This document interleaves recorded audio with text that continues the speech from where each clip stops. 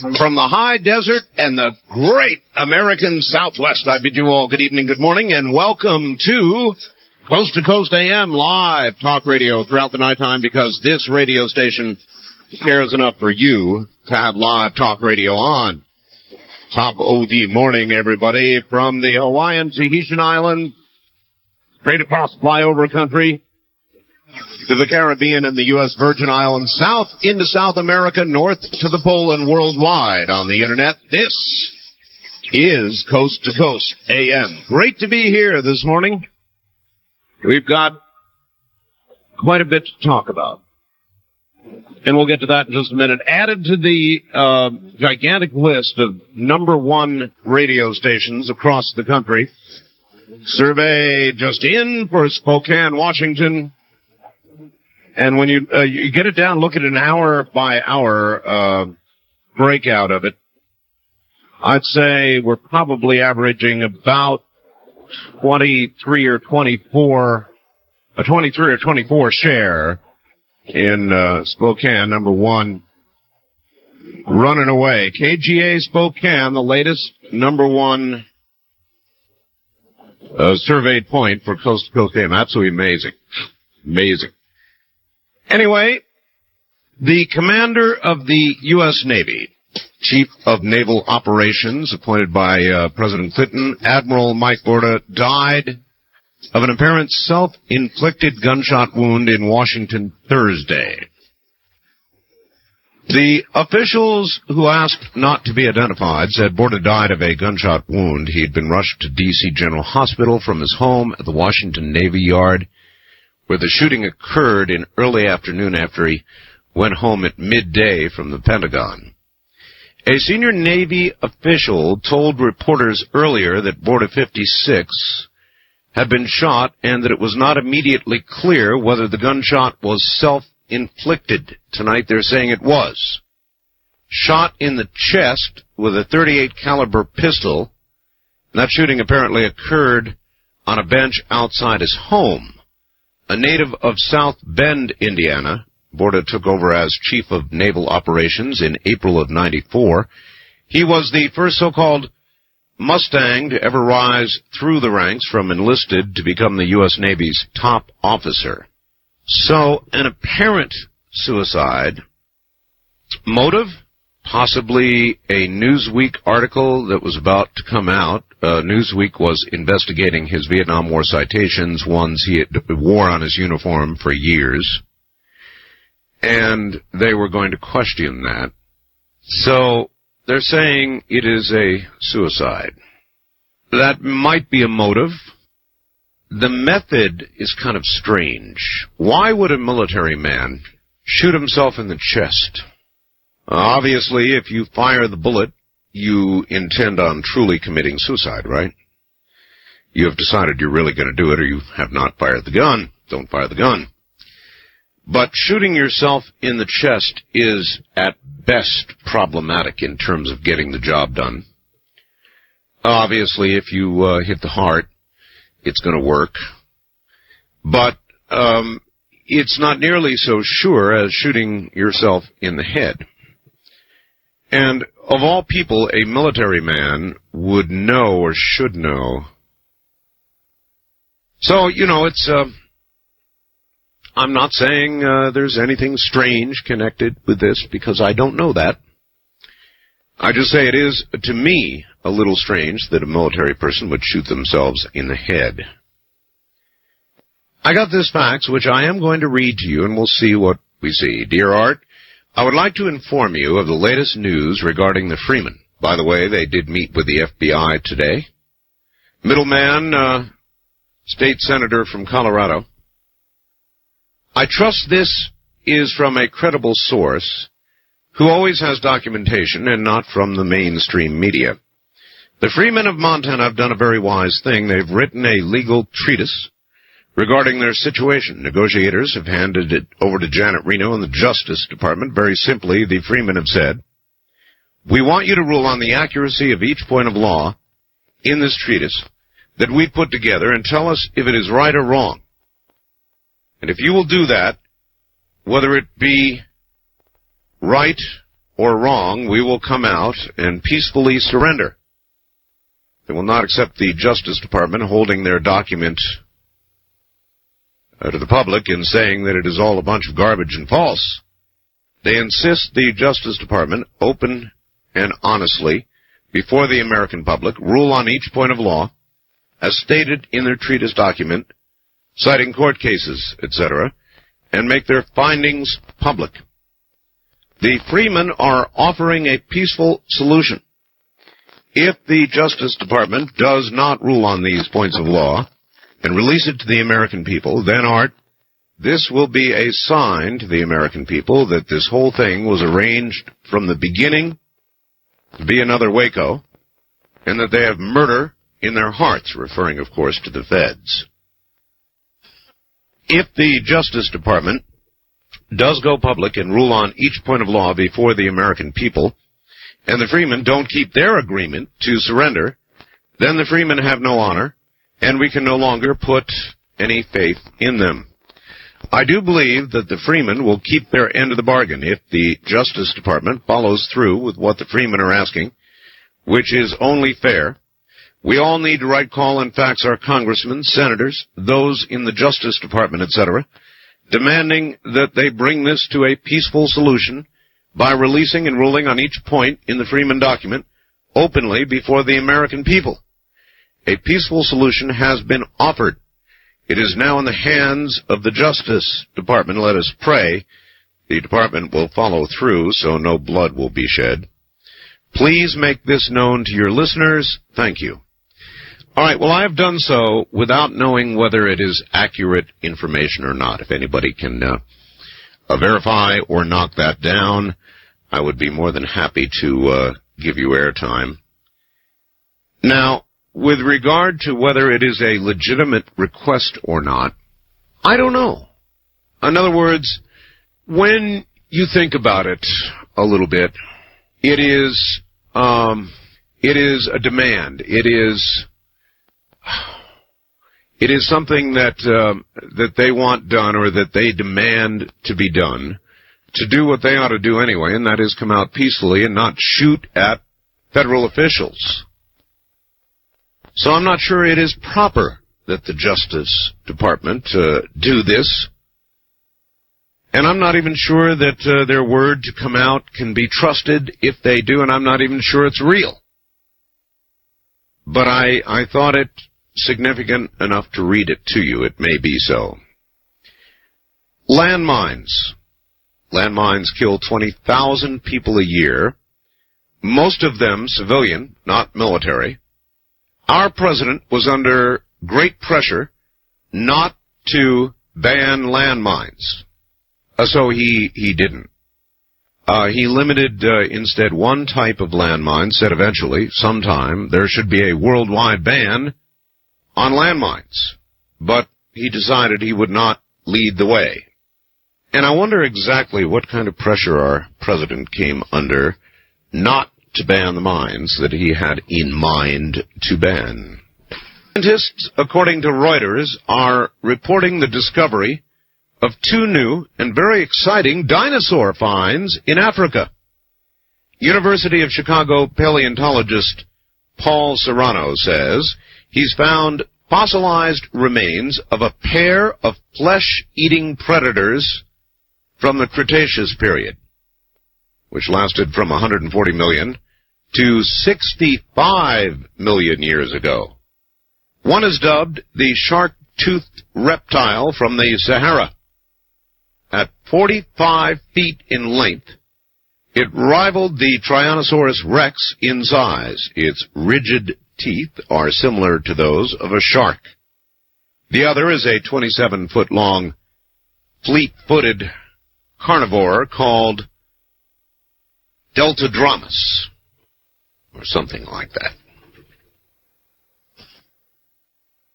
Well, Bob Dole, the new Bob Dole, was in Chicago yesterday, threw away his tie.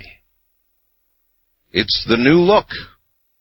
He gave a new speech, said Clinton is, quote, the rear guard of big government and the welfare state. Dole said Thursday now he stands for less government, lower taxes, flatter taxes, more freedom, and a strong, proud America at home and abroad. And then he declared himself to be no longer an insider. by one day. No longer an insider, huh? Majority leader in the Senate for most of his adult life. And one day he's out, and now he's not an insider anymore. That, much as I'd rather have Bob Dole than Bill Clinton, that is kind of a reach.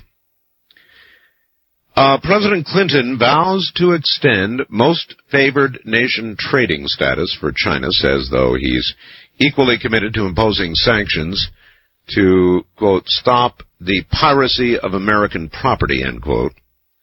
So the president obviously intent on going forward with MFN for China. Bob Dole also to go along with that.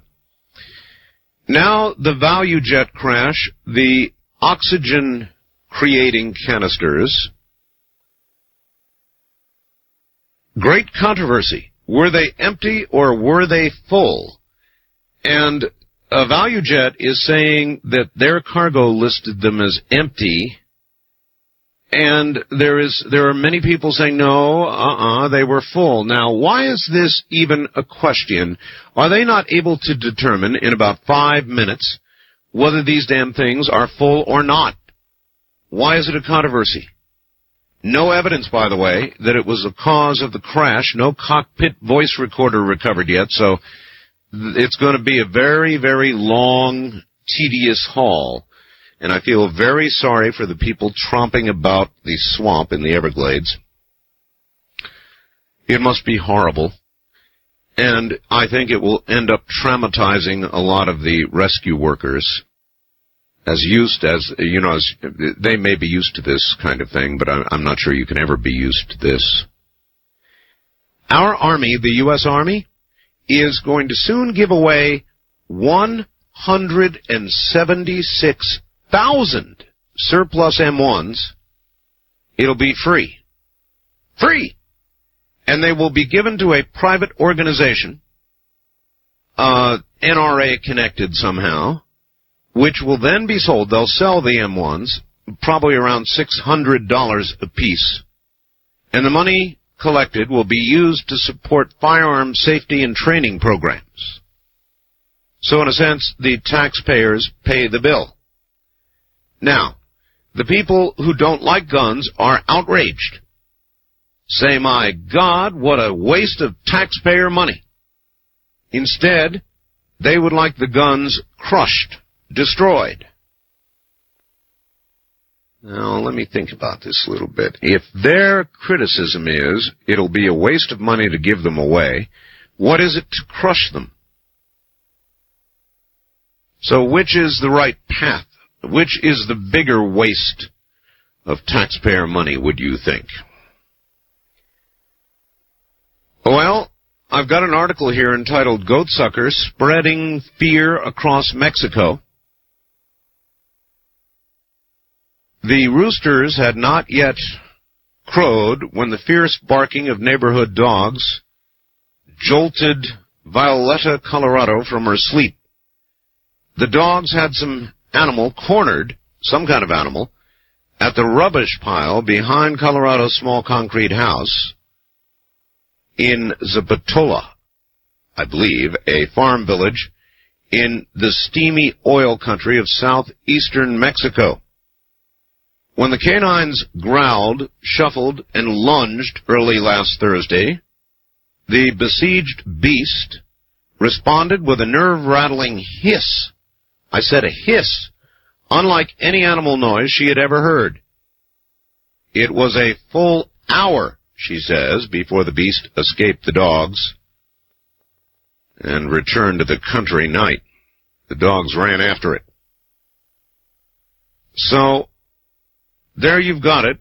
More apparent evidence of this goat sucker. Mexico is absolutely being consumed with news right now of this creature doing damage, attacking not just animals, but now people. Who knows? Somebody yesterday, referring to my little spoof, you remember I said the only way you can know for sure, somebody said they heard sounds out in the forest. I said, well, there's only one way to know for sure, and that is to dress a good-looking, well-endowed female in a low-cut something or another and send her into the woods. Anybody who's ever watched any monster movie knows full well that if there is a monster, it will consume any woman in a low-cut blouse who will immediately go either to the basement or into the woods, generally with a fog on the ground, and be consumed forthwith. So somebody wrote to me after that and said, first of all, he didn't think that very many listeners regarded it as a spoof. Your advice to obtain the aid of a female, give her a low-cut garment, send her into the woods some night to see if she would return the following morning. Well, I found your comments, Art, to be disastrous. I employed a female, supplied her with a very low-cut dress, directed her to go into the woods immediately. She charged me with sexual harassment. I found myself carted off to jail. Upon hearing of my whereabouts, my wife divorced me. My girlfriend wouldn't even speak to me anymore. Then I lost my job, since being in jail did not constitute an approved absence. I cannot get a room in a hotel because I had reached the limit on my credit card in trying to get myself out of jail. Therefore, I have no alternative but to blame the Federal Reserve System. So, I'm going to drive to Montana, join the Freemen, in hopes of opening a checking account. You know, I never know. You've got to learn my humor. I would assume that the majority of the audience knew that I was talking about, or that I was sort of spoofing with the gal in the low-cut dress. But it is true.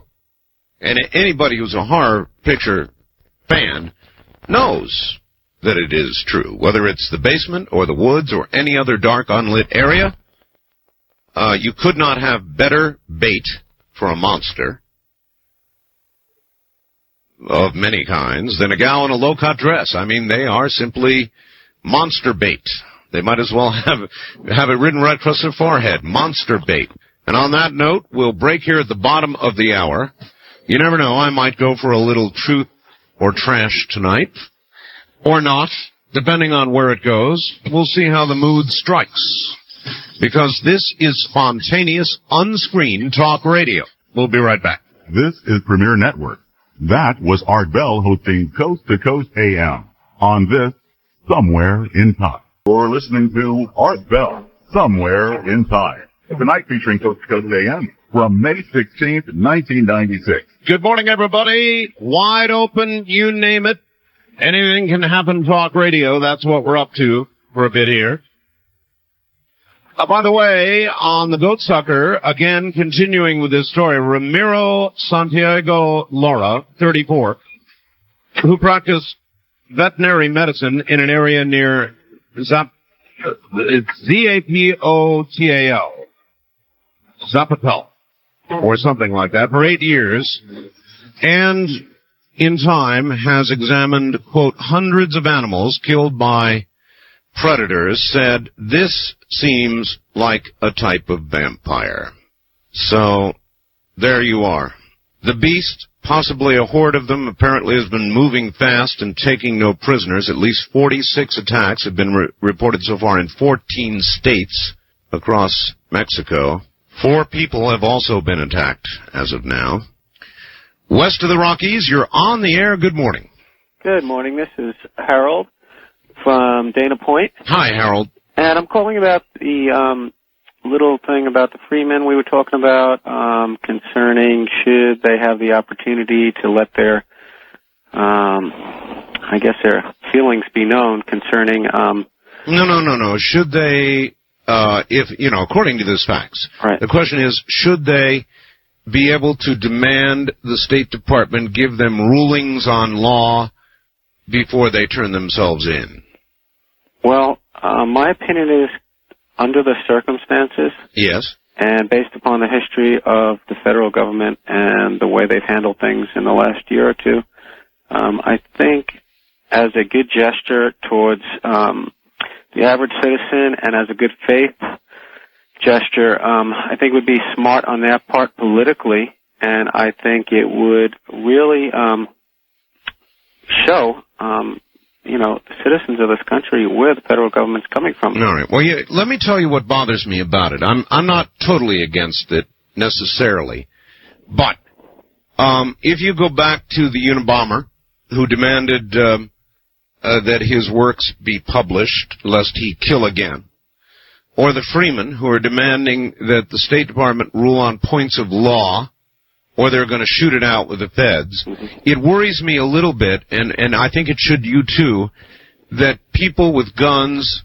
and people who are willing to kill will, in a sense, get what they want. I'm not sure that's a precedent we want to establish. Well, I think... But I hear what you're saying, too. I think if we look at the larger scale of people with guns and getting what they want, governments on a global scale get what they want through guns. Yeah. Okay? Yeah, no, it's true. And we, the people of the United States, all we want is a fair shake. A lot of people really don't agree with what these people are doing up there, but the bottom line is they're doing something very smart right now, and they're giving the government an opportunity to take this and turn it into a good thing. But that's not going to happen. I doubt it very much. But on the other hand, going back to the Unabomber admitted to being the Unabomber, and he admitted to basically saying, hey, I'm the man you're looking for. These are my demands. But he actually incriminated himself by saying, these are my demands. I'm the man you're looking for. I'm the guy who's been blowing people up and murdering people. Yes. The people in Montana right now are standing for what they believe in, and what they believe in is, I'm sure they're not. Okay, that certainly is true, sir. But again, they're demanding this be done on threat of gunfire. No, the federal government is threatening the gunfire. They're threatening to all right. Look, if federal officers came to my house. Now, slow up. If federal officers have legitimate arrest warrants, right, and they cannot serve them because if they try, they'll be shot, right, then I'm not sure that these men have a right to demand anything of the Justice Department prior to their giving up peacefully and facing a jury of their peers. Look, what I'm saying is I'm not certain that it shouldn't be done. Maybe it should. I'm willing to debate that with you. I'm just saying that acceding to demands is inevitably going to lead to more demands by other groups who will see clearly that either killing, as in the case of the Unabomber, or the implied threat of it, unless your demands are met, works. And if it works, then a lot of people are going to begin to do it. In fact, it may well be that they are going by the response to the Unabomber's demands to be published, which he was, which arguably then led to his capture. So I don't know. What's right? What's wrong here?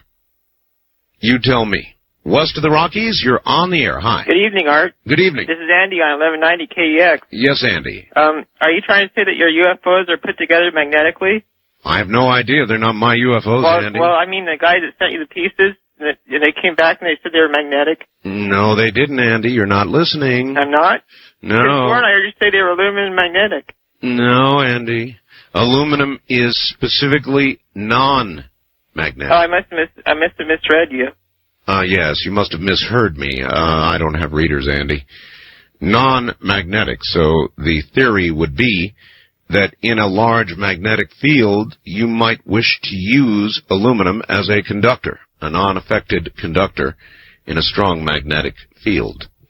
First time caller line, you're on the air. Hi. Going once. Gone. Wildcard line, you're on the air. Top of the morning. Hey, Art Bell, how you doing? Okay. Yes, I have some information about La Chupacabra. This is Chris in Portland. Yes, Chris. I just came across a very well-informative article in a magazine called Paranoia. Paranoia?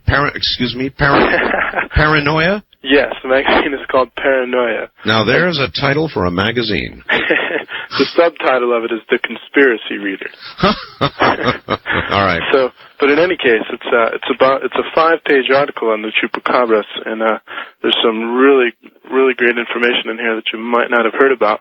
One of them, the most interesting that I found was it says that they took samples of its blood in Campo Rico in Canovanas. I'm assuming this is Mexico.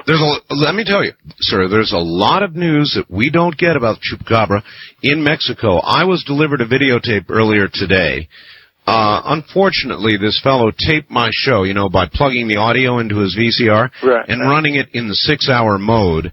And what he caught was an apparent video of what is purported to be on Mexican television, a dead Chupacabra. I've got it, but it's in the 6-hour mode, which means it's lousy reproduction. And I may try to convert a picture and get it up on the website, but it would purport to be the first photograph of a Chupacabra. And I'll tell you one thing, this sucker is ugly. Wow. Yeah. Yeah, well, in any case, this blood sample that they said they took, they had 3 different samples of it. One of them was found to be pretty much the same as blood, human blood with an A type, and the second one was found to just be matter, feces matter with diseases in it, which would be from it.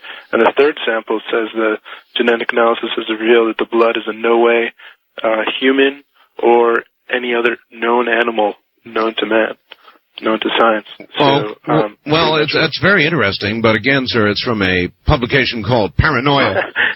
Indeed, it is. However, they do seem to be pretty precise with their information. You know what we need? Hey, I've got an idea. You know what we need in America? What's that? We need an official course in school on conspiracies. Yeah, so that these young people can grow up educated in the ways of knowledge of the best conspiracies, and we'll be able to talk to talk radio and be very informative when they call. All right, thank you very much. In other words, the Federal Reserve. That would be one course. The Trilateral Commission. The Hidden Hand of Government. The Kennedy Assassination, 2 chapters. There should be a course in conspiracy in America. That way we can all be operating from the same page. To the Rockies, you're on the air. Hey, Art, how you doing this morning? All right. And I guess that was it. He lost it. Wildcard line, you're on the air. Hi. Hi, this is Mark in Decatur, Alabama. Hi, Mark. How are you doing? Oh, fine. Hey, I heard the report about these M1 Garens that are supposedly being given away. 176,000 of them. Good heavens.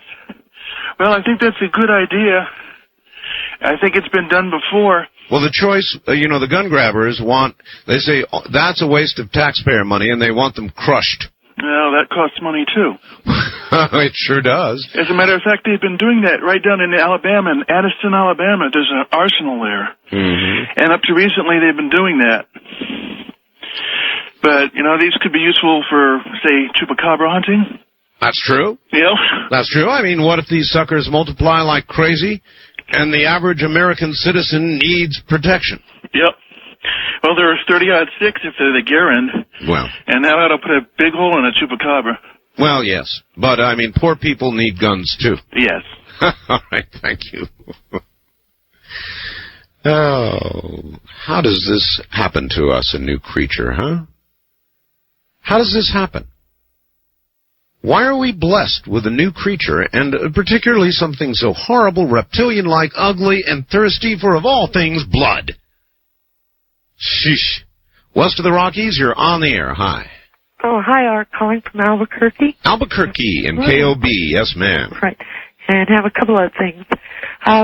First, I was wondering if there was any way at all that you could have someone compare the silicone fragments that were in Art's parts to the at the crash scene? It's a wonderful idea. Yeah. I'm not sure that there is anything specific about the sand at the crash scene that would be different, but maybe there is. Right. And, these parts now, Art's parts, are going through more testing, metallurgical testing now. But your idea is a damn good one. Well, okay. Now I've got another thing here, too.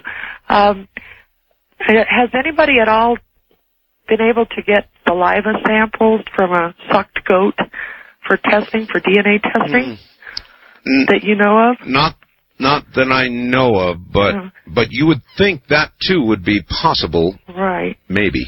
Right. And one more thing, the Freemen, the Justice Department can't make any findings on their legal issues. Only a court can. That ultimately is correct. Right. But I guess they could issue some kind of finding or judgment or something. Yeah. Or the question, the more important central question is whether they should do it on principle, on threat of violent ending if they don't do it. No, I think it's time they went in and got them. Yeah. All right, thank you. I think I lean that direction, too. I mean, there's going to be a lot of sympathy for the idea of, yes, let's get the Justice Department to rule on these ideas of the Freemen. And I'm not totally convinced they shouldn't do it, but, God, it's being forced to do it at the point of a gun. Virtually at the point of a gun, because the clear implication is if they don't do it, it's going to be a violent ending, a bunch of people are going to get killed. It's kind of, in a lot of ways, like the Unabomber. The only difference is the Unabomber had already proven that he would kill. So, I don't know. The law is the law. Seems to me that they could get a ruling on all this stuff when they go to court. They're certainly going to go to court if they live. And they would have a chance, I would presume, to bring this out. I don't know. I'm batting it around, and I just can't quite yet come to a conclusion about what is proper. First-time caller line, you're on the air. Well, I can't believe it, Art. Well, you're on the air. Yes, you are. Where are you? I'm calling from Houston. Houston, yes, ma'am. Yes. Well, I tried to get through all last night because I heard this very same report that you reported on earlier that was faxed in. And which one are we talking about? The Freemen. Oh, yes. The situation there. Yes, I'm not sure. I mean, that is from an individual who claims inside knowledge. I realize that, but I'm saying I heard the same news report. Well, it may be true then. And I heard it on 2 different stations, and I tried to call you all last night, and I could not get through because I thought it was really breaking news. So, but anyway, they are offering a peaceful, solution, and I think that maybe our Justice Department ought to really, go forth on this. Obviously, they have some things they want public, some rulings that they want, known to us. Yeah.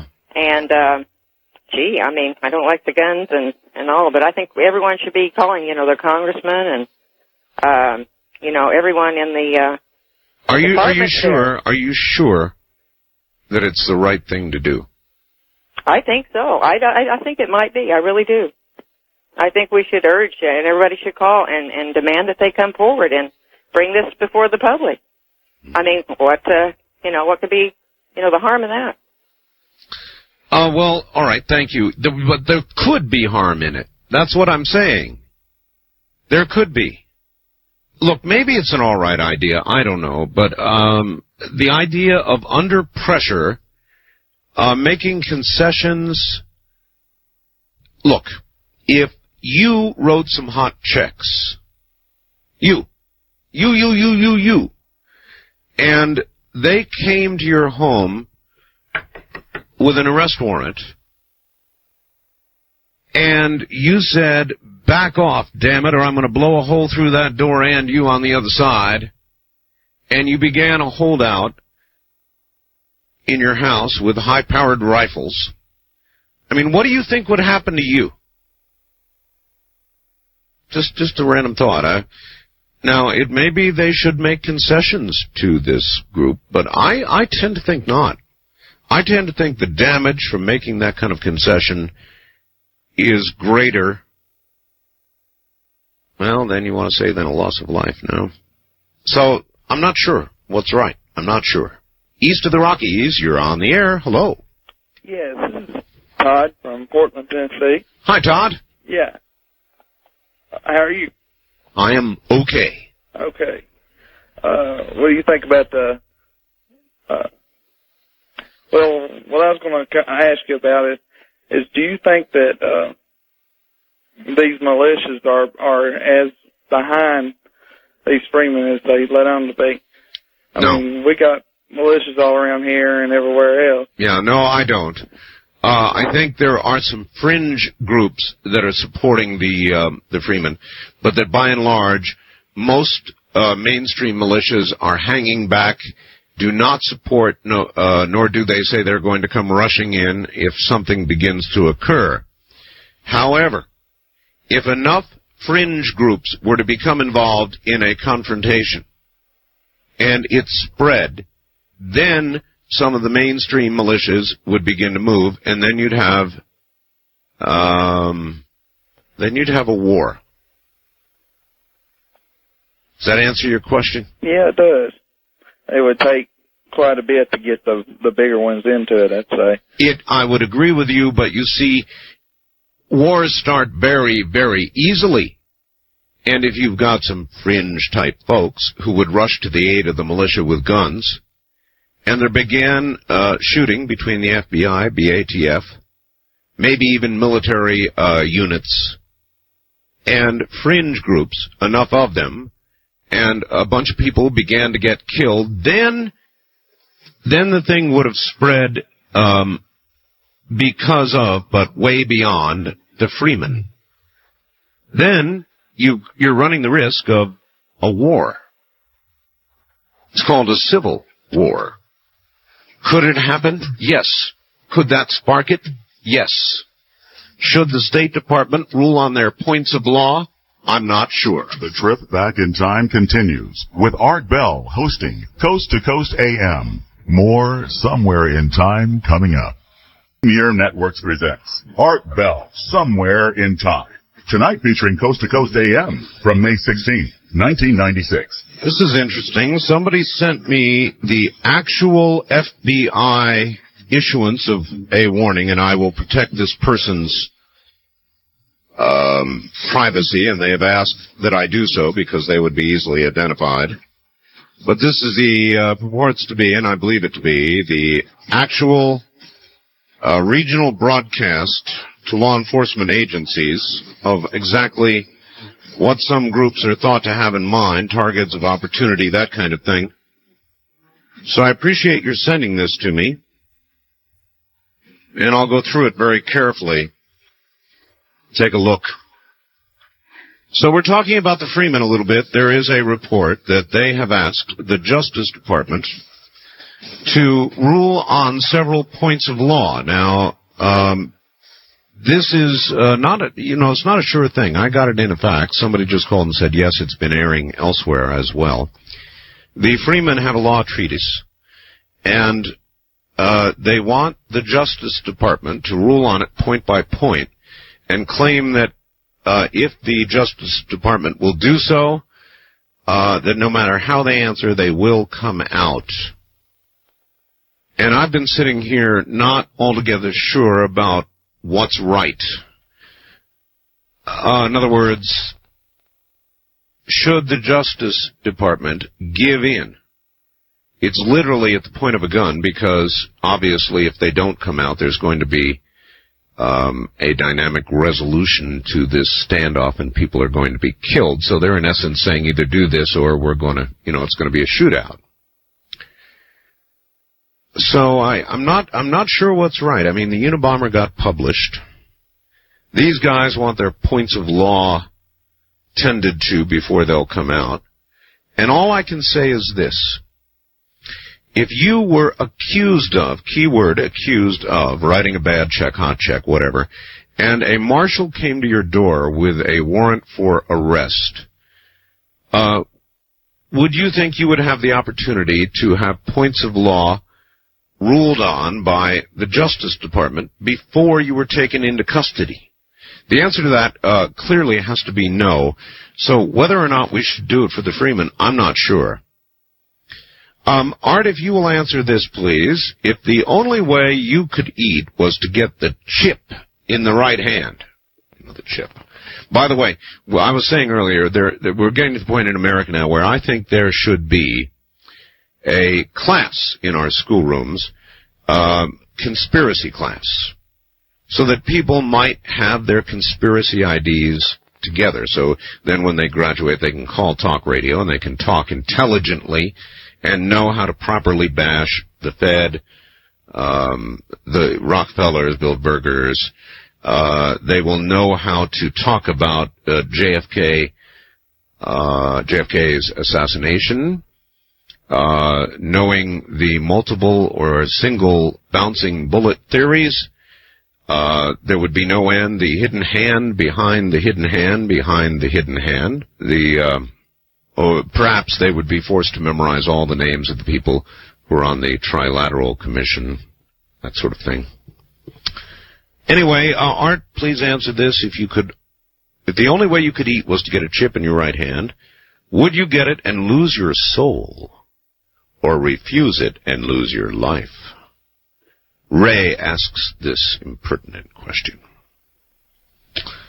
Well, first of all, I don't know that I'd lose my soul if I had the chip.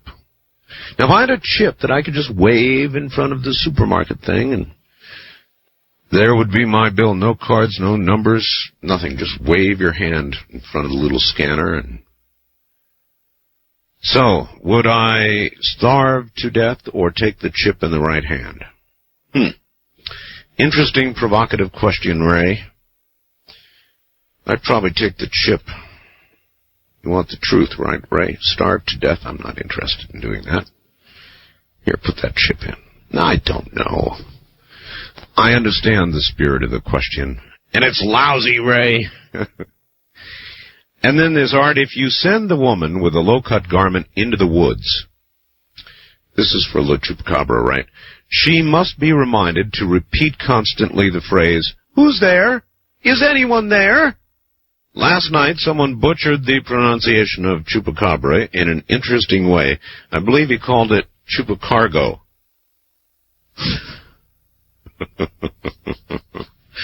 Maybe these creatures work for UPS, he says.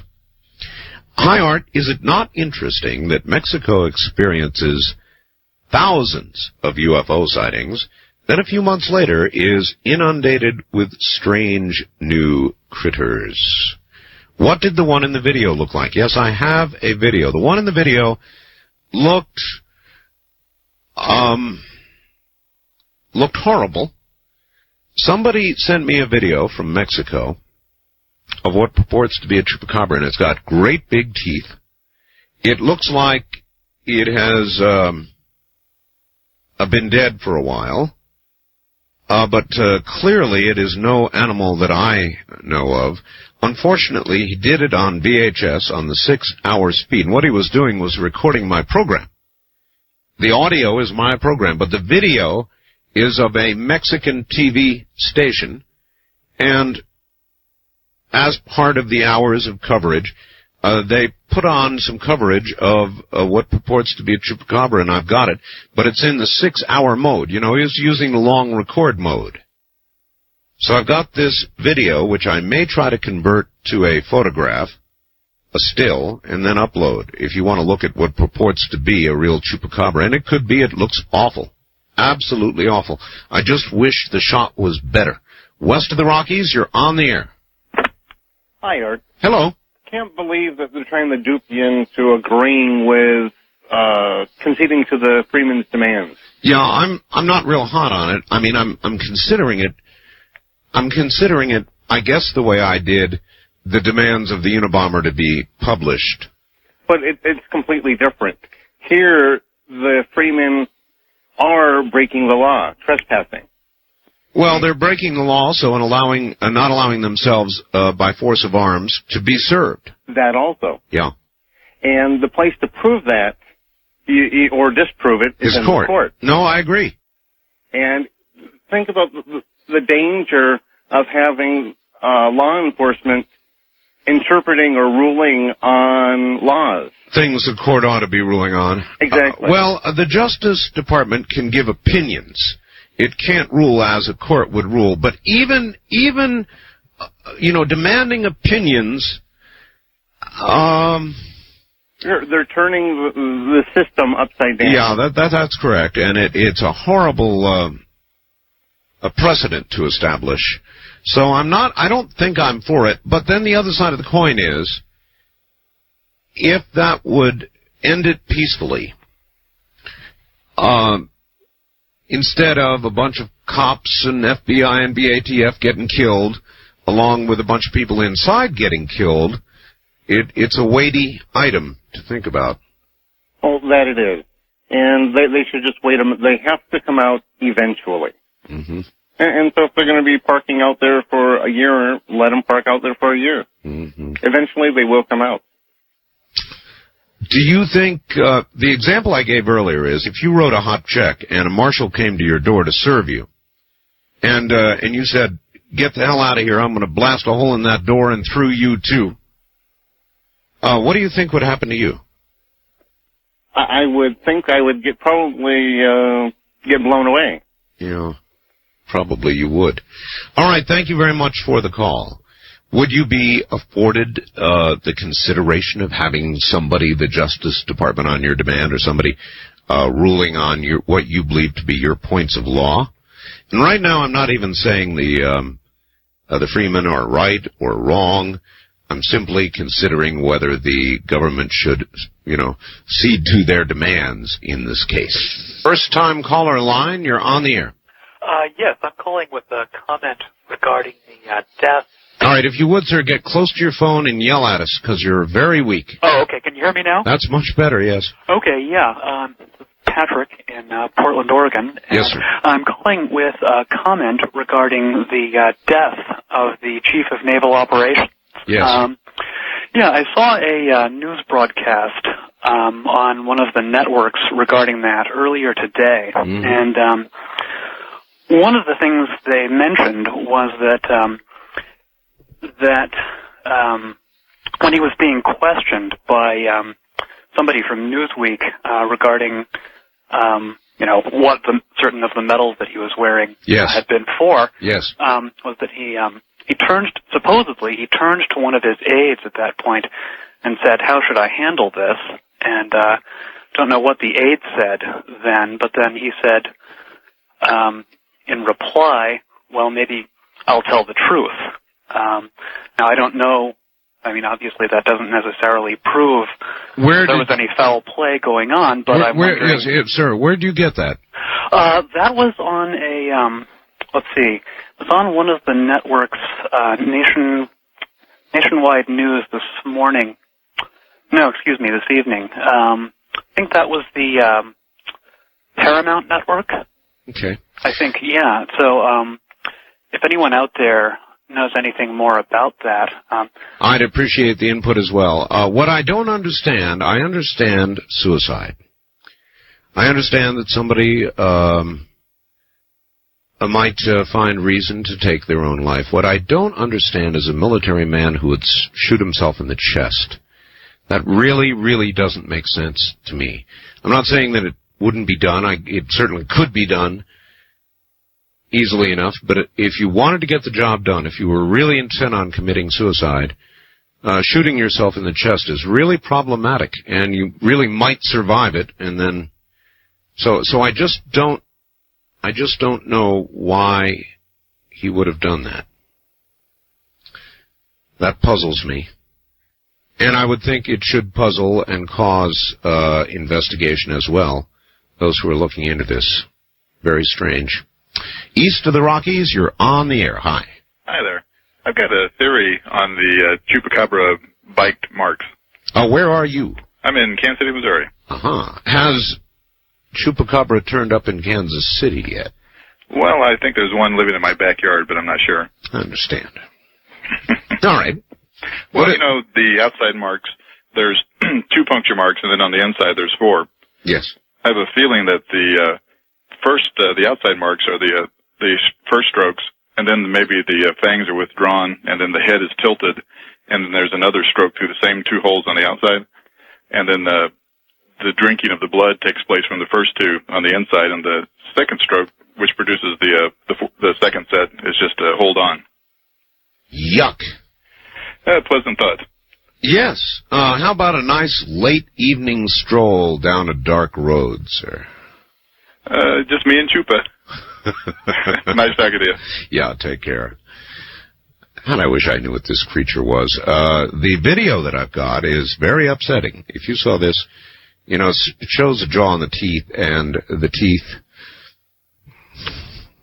The jaw is sort of prehistoric. It's really weird, and the teeth are long, and I'm going to try to snap a single photograph out of that. I may be able to. I'll do the best I can. Unfortunately, again, though, it was in the 6-hour mode. And the 6-hour mode is good for audio, but it sure isn't much for video. West of the Rockies, you're on the air. Hi. Hi, Art. This is Johnny from Hawaii, Kai, Hawaii. Yes, sir. I had a couple of things I wanted to ask you about. Okay. I've been listening to you for a while now. I called a couple times last week. Anyways, whatever happened to Doc Democrat?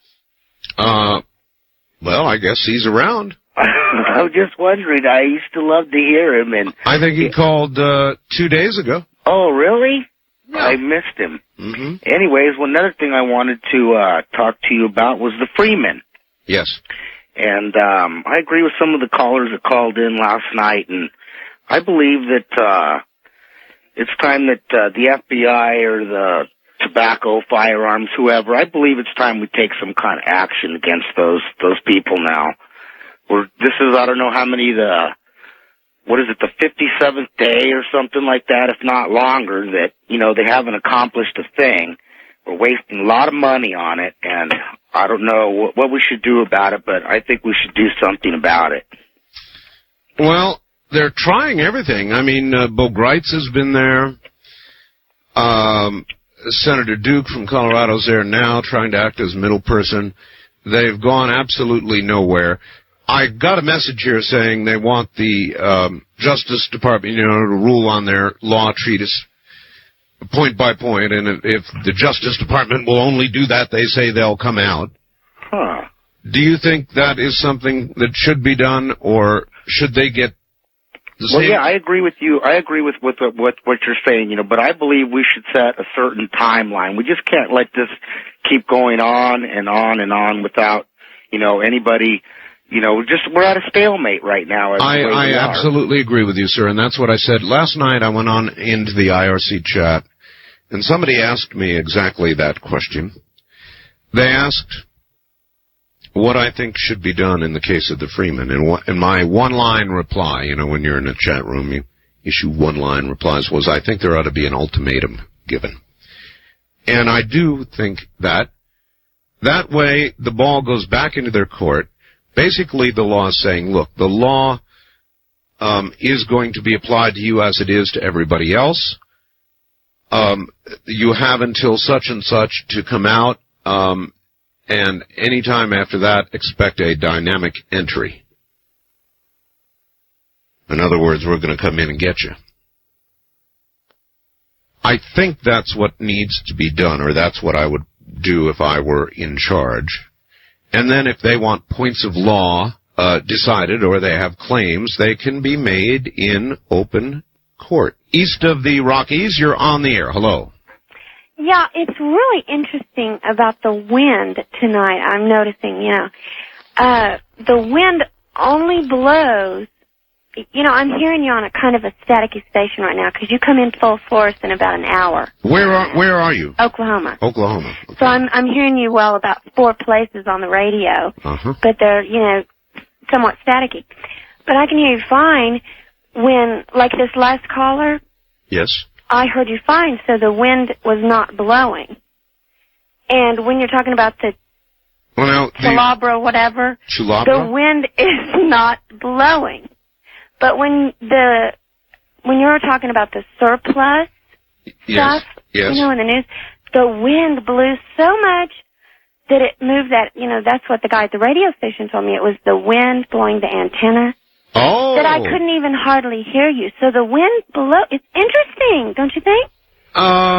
Vaguely, but I would not necessarily attribute what I'm saying. And when you're talking about the Freemen, yes, was the wind blowing then?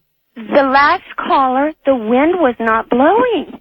But the other callers, the wind began to just blow. Well, listen, I couldn't even hardly hear it at all. You don't have enough of a database here, and what you need to do is write down my topics, and you need a wind meter there. This is so interesting. Well, yeah, but we've got to nail this down, and the only way to do it is for you to have a wind meter, so that you can listen to the topics, write down the topics, and write down the mile per hour reading on the wind. All right, I will. Thank you. And then over a period of time, we can nail this down. All right. All right? Thank you very much for the call. And people in Oklahoma with much time on their hands, apparently. Yes, well, the wind. Oh, jeez. It's going to be a fun night, I can tell. West of the Rockies, you're on the air. Hello. Yes, I'm in Alaska. Alaska, yes. How's the wind up there? And I thought you said you read the Bible. Oh, yes. You do? A number of times. And you don't know anything about the number, and you should know that the number is 666 on the chip in my hand. Is that what you meant? But that is the number of the beast, is it not? Well, no, nobody's proven it. Well, I know, but that is what a bunch of religious people say. A bunch of religious people, huh? Yeah. So in taking the chip, I would not then see. I knew exactly what he was talking about. Mm-hmm. You said you would take it. So the Bible says if you take it, you lose your soul, right? You've had it. You've had it. Your soul is gone. Your soul is dog meat. And now, the other night you said that you... Listen, I've got a break here. You're on a toll-free line. You hold on. I'll come back to you after the break, all right? Thank you. And we'll talk about the latest chipset. This is Premier Networks. That was Art Bell hosting Coast to Coast AM on this Somewhere in Time. Now, we take you back to the past on Art Bell Somewhere in Time. Good morning, everybody. Well, somebody named Joy here in Toronto sent me a number purporting to be that of the Freeman. It is not. It is of an information center. And I woke some poor fellow up who is not feeling well anyway and didn't want to go on the air. So we'll check back with them in a few days, but it is absolutely not the Freeman. They are in contact with those who have gone to jail and so forth, but not actually with the Freeman. West of the Rockies, you're back on the air. Hello. Yes. We were talking chips. Well, I'm through talking chips. Are you? Okay. Freeman now. All right, Freeman, over to the Freeman. I was wondering, I believe you said either last night or night before, that, excuse me, the way to change this, anytime you want to tell the government what you think, is to go through the court or the law, right? Didn't you say that? I don't recall saying that. I certainly feel that the proper place for this to be adjudicated is a court, yes. Is in a courtroom. All right. Yes. Well, if the courtroom won't listen to you, this is how Freemen are trying to get our attention, because they did try at first. This started several years ago. They did try at first to get somebody to listen to them. And no one listened to them. So like the Unabomber, at least they didn't kill anybody so far, they have tried to get somebody to listen to them. No, now, but clearly here now... they are right back in the same position. Ma'am, clearly, though, the threat is, if you don't do this, there will be an armed confrontation, right? Yes, and that's the only way they can do it, if you will listen to them. Well, why do they have more of a right, using threat of violence, to be listened to than you or me? But they didn't at first. No, I'm just asking that as a general question. Why should they have more of a right, once an arrest warrant is issued, to have a forum than you would or I would, under the law? Under whose law? under the same... Okay. Now, I know you don't like this, but why did George Washington and all of our forefathers have the right to tell King George to go fly a kite when they were supposed to be obeying his rules? But they didn't like his rules. All right. Do you think then... Same thing. Is it? Yes. Is it really? In other words, is it time Americans took up guns, turned this government over, overthrow the government, and change things and take them, I don't know what you would consider, back to their constitutional beginnings? I'm sure that's what you and others would claim. Is it time to do that? Is that what you're saying? Yes. I see. To have an armed revolution. Back to the original Constitution. It has been stolen right out from under us. I know you don't think it has, but it has. Well, it's eroded, ma'am, but I don't think it has been stolen. And the fact that you're on the radio saying this right now tells you that your constitutional rights are not gone. Well, to you, yes. Art, you are able to get a hold of these people that you say are listening to you.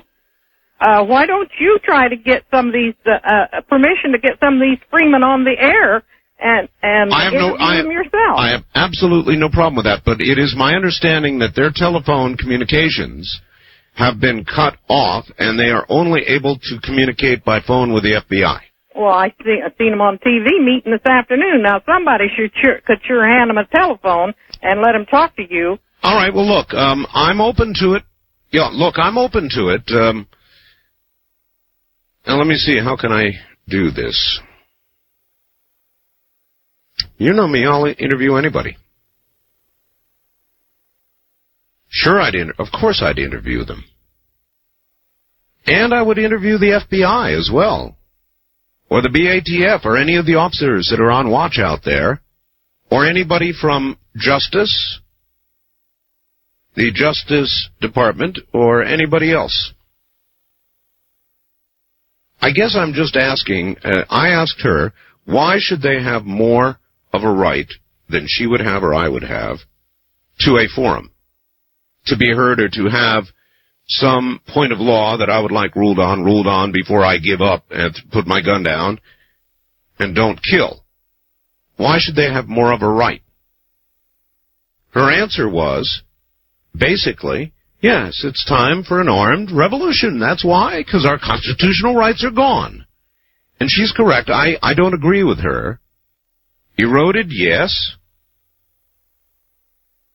Every time the government faces a greater threat, drugs, crime, juvenile crime, senseless murder, gang warfare, in order to do something about it, it's going to compress your rights under the Constitution. Or somebody's rights. That's a true statement. So, I don't think it's time to pick up guns and change our form of government, because it is not our form of government that is the problem, and that's where everybody's going wrong. It is us. We are the problem. And if our constitutional rights are evaporating and being compressed, we're the ones doing it. Don't you get it? A lot of people don't get it. To a lot of people, it is them, the government, taking the rights from us. Well, no, it isn't either. No, damn it, it is not. I'm not saying they might not take advantage and go farther than they ought in some cases. But basically, most of what's occurring is a response to what we are doing. 100,000 more police on the streets? Why? Well, because we've got a lot of indiscriminate crime going on out there. That's why. A war on drugs? Why? Because it's destroying America. That's why. Now, in fighting that war, certain liberties are taken. Both meanings apply. Certain liberties are taken. And this will continue to be the case as we become greater in population, as we continue to centralize that population, as that population continues to misbehave and break the law. It will be tougher on everybody. East of the Rockies, you're on the air. Hi. Yes. Hello. Yeah. Art, you talk about the Freemen. Yes, sir. Okay. Wouldn't it be worth putting this on the air and, discussing it? Yes. Yes. The answer is yes. I'm not sure. Yes. The possibility of a revolution? Yes. And I would love to do it. Now, how to do it is another question. I understand they have hams. You're a hams operator? Ham operator. Yes, I've heard that, and I put out a frequency on the air, but I have yet to get any feedback from anybody saying they have heard anything. Okay, I've listened on that frequency on my shortwave. And haven't gotten anything. Yeah, well. So how do I talk to them? I would love to, sure. Yeah, but might give me your call numbers or whatever, and see if you can hear from them. All right, thank you. Look, I well understand we are heard there at the compound. I understand the FBI and the BATF all listen. We're all across Montana. We hit Montana from a million different directions, believe me. Now, if anybody can help, here is one thing that you could do. You can fax me. If you have an idea of how I can get hold of them, you can fax me. I'll give my fax number on the air right now. It is area code 702-727-8499. While I try and think of another way to get this done, that is one way. If you have a phone number or if you have a contact, somebody who can put me in contact with them, sure, I'll publicize it. I would like to hear what they think their points of law are. I would like to hear whether, in fact, this is even true, that they want the State Department to rule on this or that. I don't know. I've got this from what seems to be a reliable fax source, but who knows? So, yes, you know me. I'm open to it. Based on what I know so far, I don't at all agree with what these so-called Freemen have done. But I have an open mind, and I have an open microphone, and I am, of course, willing to do anything I can to prevent or forestall violence. And if getting their points on the air would do that, I'd be more than happy to air it, of course. So I think an initial way to begin is by fax. If you have a way of my contacting these folks, or they want to contact me, I would presume they could call out on cellular or get a message out by ham radio or some other method and get somebody to fax me with a way to contact them, and sure, I'll put them on the air. You bet. All right, back now to the lines and all of you. West of the Rockies, you're on the air. Good morning. Hey, Art, this is Walter on Albuquerque. Hello. Yeah, I've been trying to get through to you. I'm a first-time caller. I just wanted to say, I appreciate your show. Thank you. With this Freeman and everybody else who says, well, our rights have been violated. Well, if you don't practice your responsibilities, you begin to lose your rights. Yes. And I wonder if they went out and voted in the last election or not. It's always a good question, and I think many times the answer is no. And another thing, I think they should just go ahead and move in on them. Yes. And just don't give them no quarter, because they've given them enough time already. And so you two think they should just move in? That's it. I don't think these points of order or whatever they have, they can bring it out in court. Everybody's they can have their time on the witness stand, just like anybody else who's accused of a crime. That's it. All right, thank you. And if it was you, if it was me, we would be hauled off, and you know it. And the only reason they're not being hauled off right now is because they have lots of guns, and they are threatening to use them. Not be taken alive, right? No, sir, not going to submit to your corrupt judicial system, will not be taken alive. That is more or less what they're saying, right? And I just don't think it's proper that we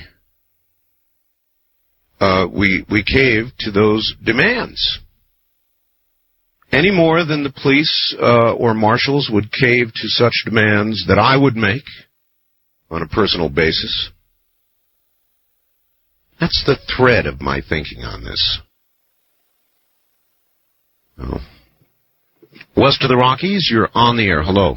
Hi, Art. Nonpartisan Tim in San Diego here. Hi, Tim. How are you? Pretty good.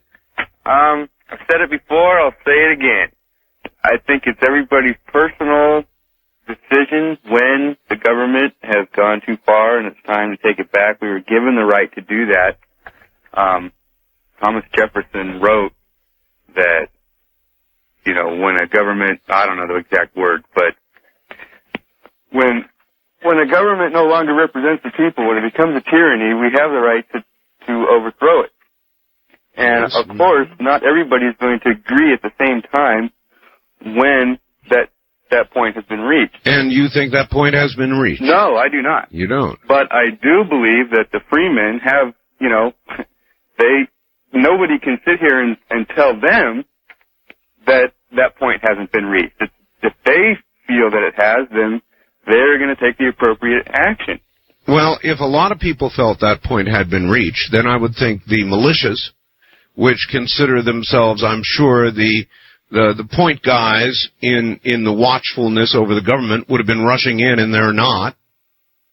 Well, it's not for them to decide when the point has been reached. It's for each, I believe it's for each individual person has to decide for himself. Yes, sir, but my point was that if many such decisions had already been made, then surely the militias, which are the point guys in watchfulness, would be rushing to the assistance of these free men, so-called. Right, you're right, and because they haven't, that shows you that most likely the militia have not decided that the point has been reached. And if they haven't, we're behind them, I'm sure, in making that decision. So if the militia has not made that decision, then what should be done? Should these men then be brought to justice as you would be or I would be? Yeah, I think they should, and I think they will be. And as far as what gives them the right to have their say before they are brought to justice, I think if you look at it from their point of view, they're about to be railroaded. Now, I don't believe they are. You don't. I think we both agree that they should be in jail, or at least be in court, in front of a jury. But from their point of view, they're about to get railroaded. So they want to make public whatever it is they want to say before they are, you know, shelved, put away. And yeah, I think that's what gives them the right to take their stand and have their say before they are put away. Well, all right. Then, what do you have to say about this? That then other people, groups or individuals, at the point of a gun or the threat of a bomb or whatever it is, will demand their various little demands before they are taken in front of a court for judgment.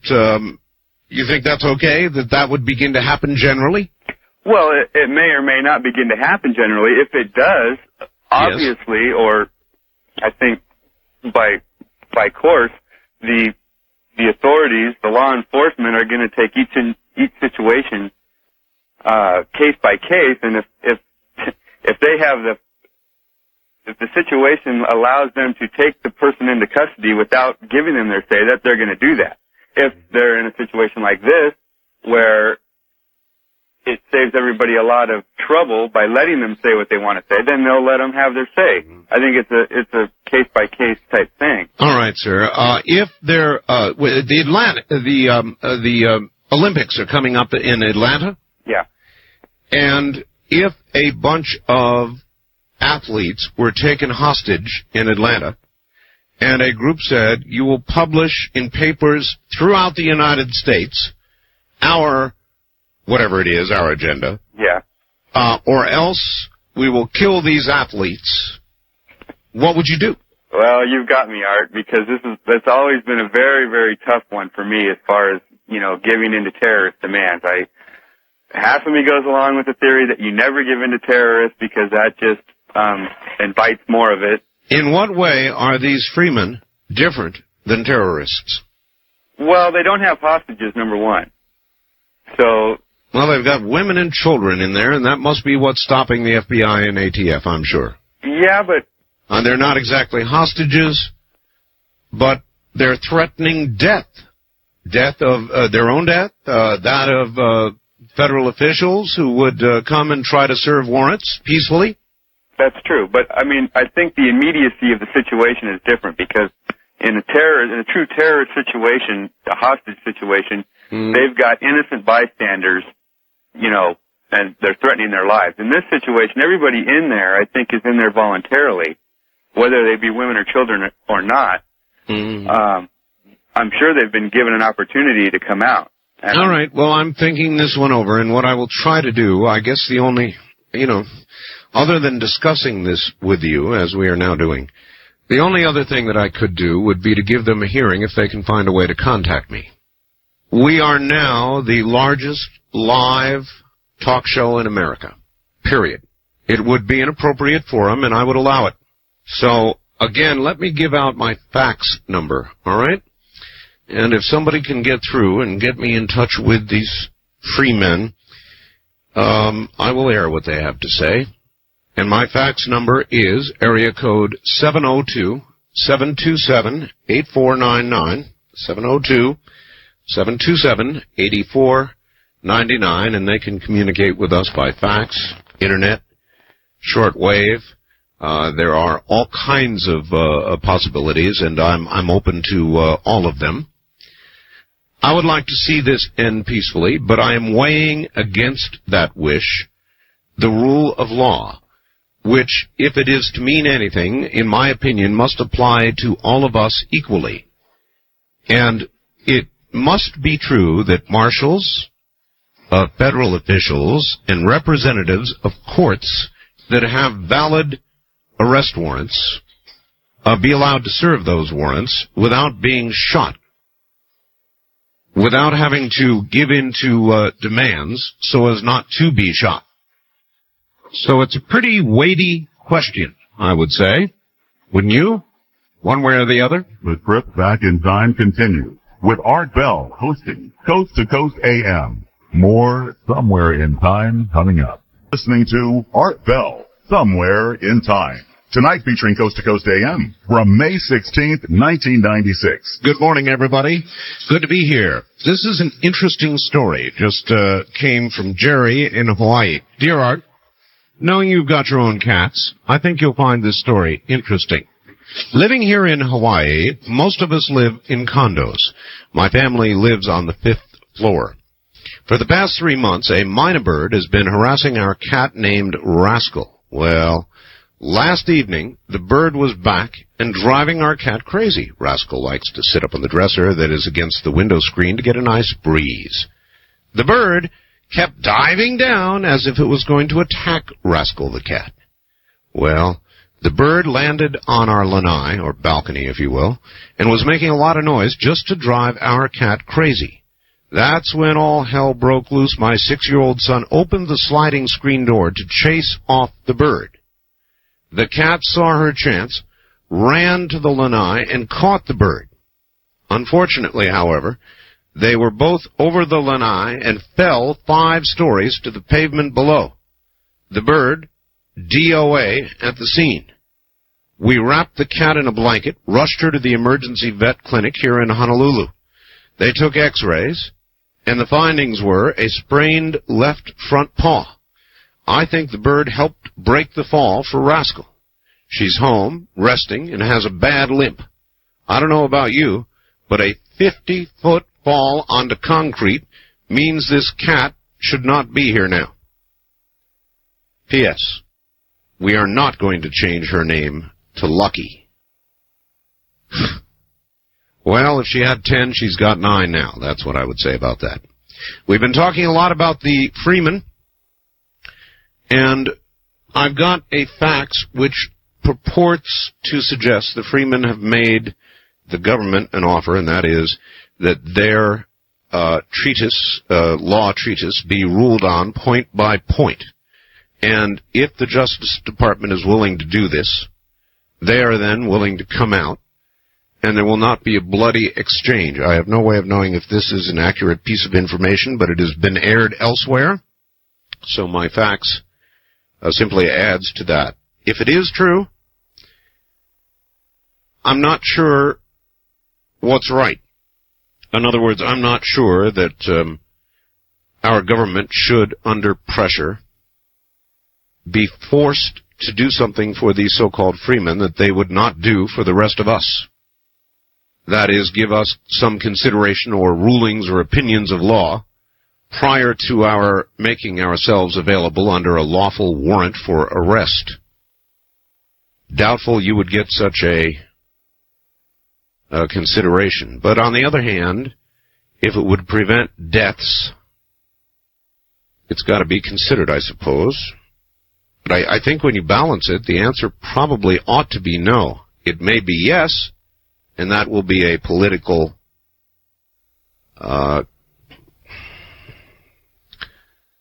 what would be the right word? A kind of a cave-in, huh?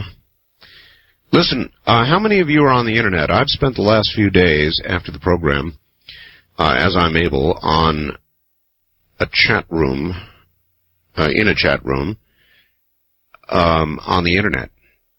IRC chat. West of the Rockies, you're on the air. Hi. This is Thad in Boise. Yes, sir. You had a caller earlier talking about the Mark of the Beast, the 666 number. Yes.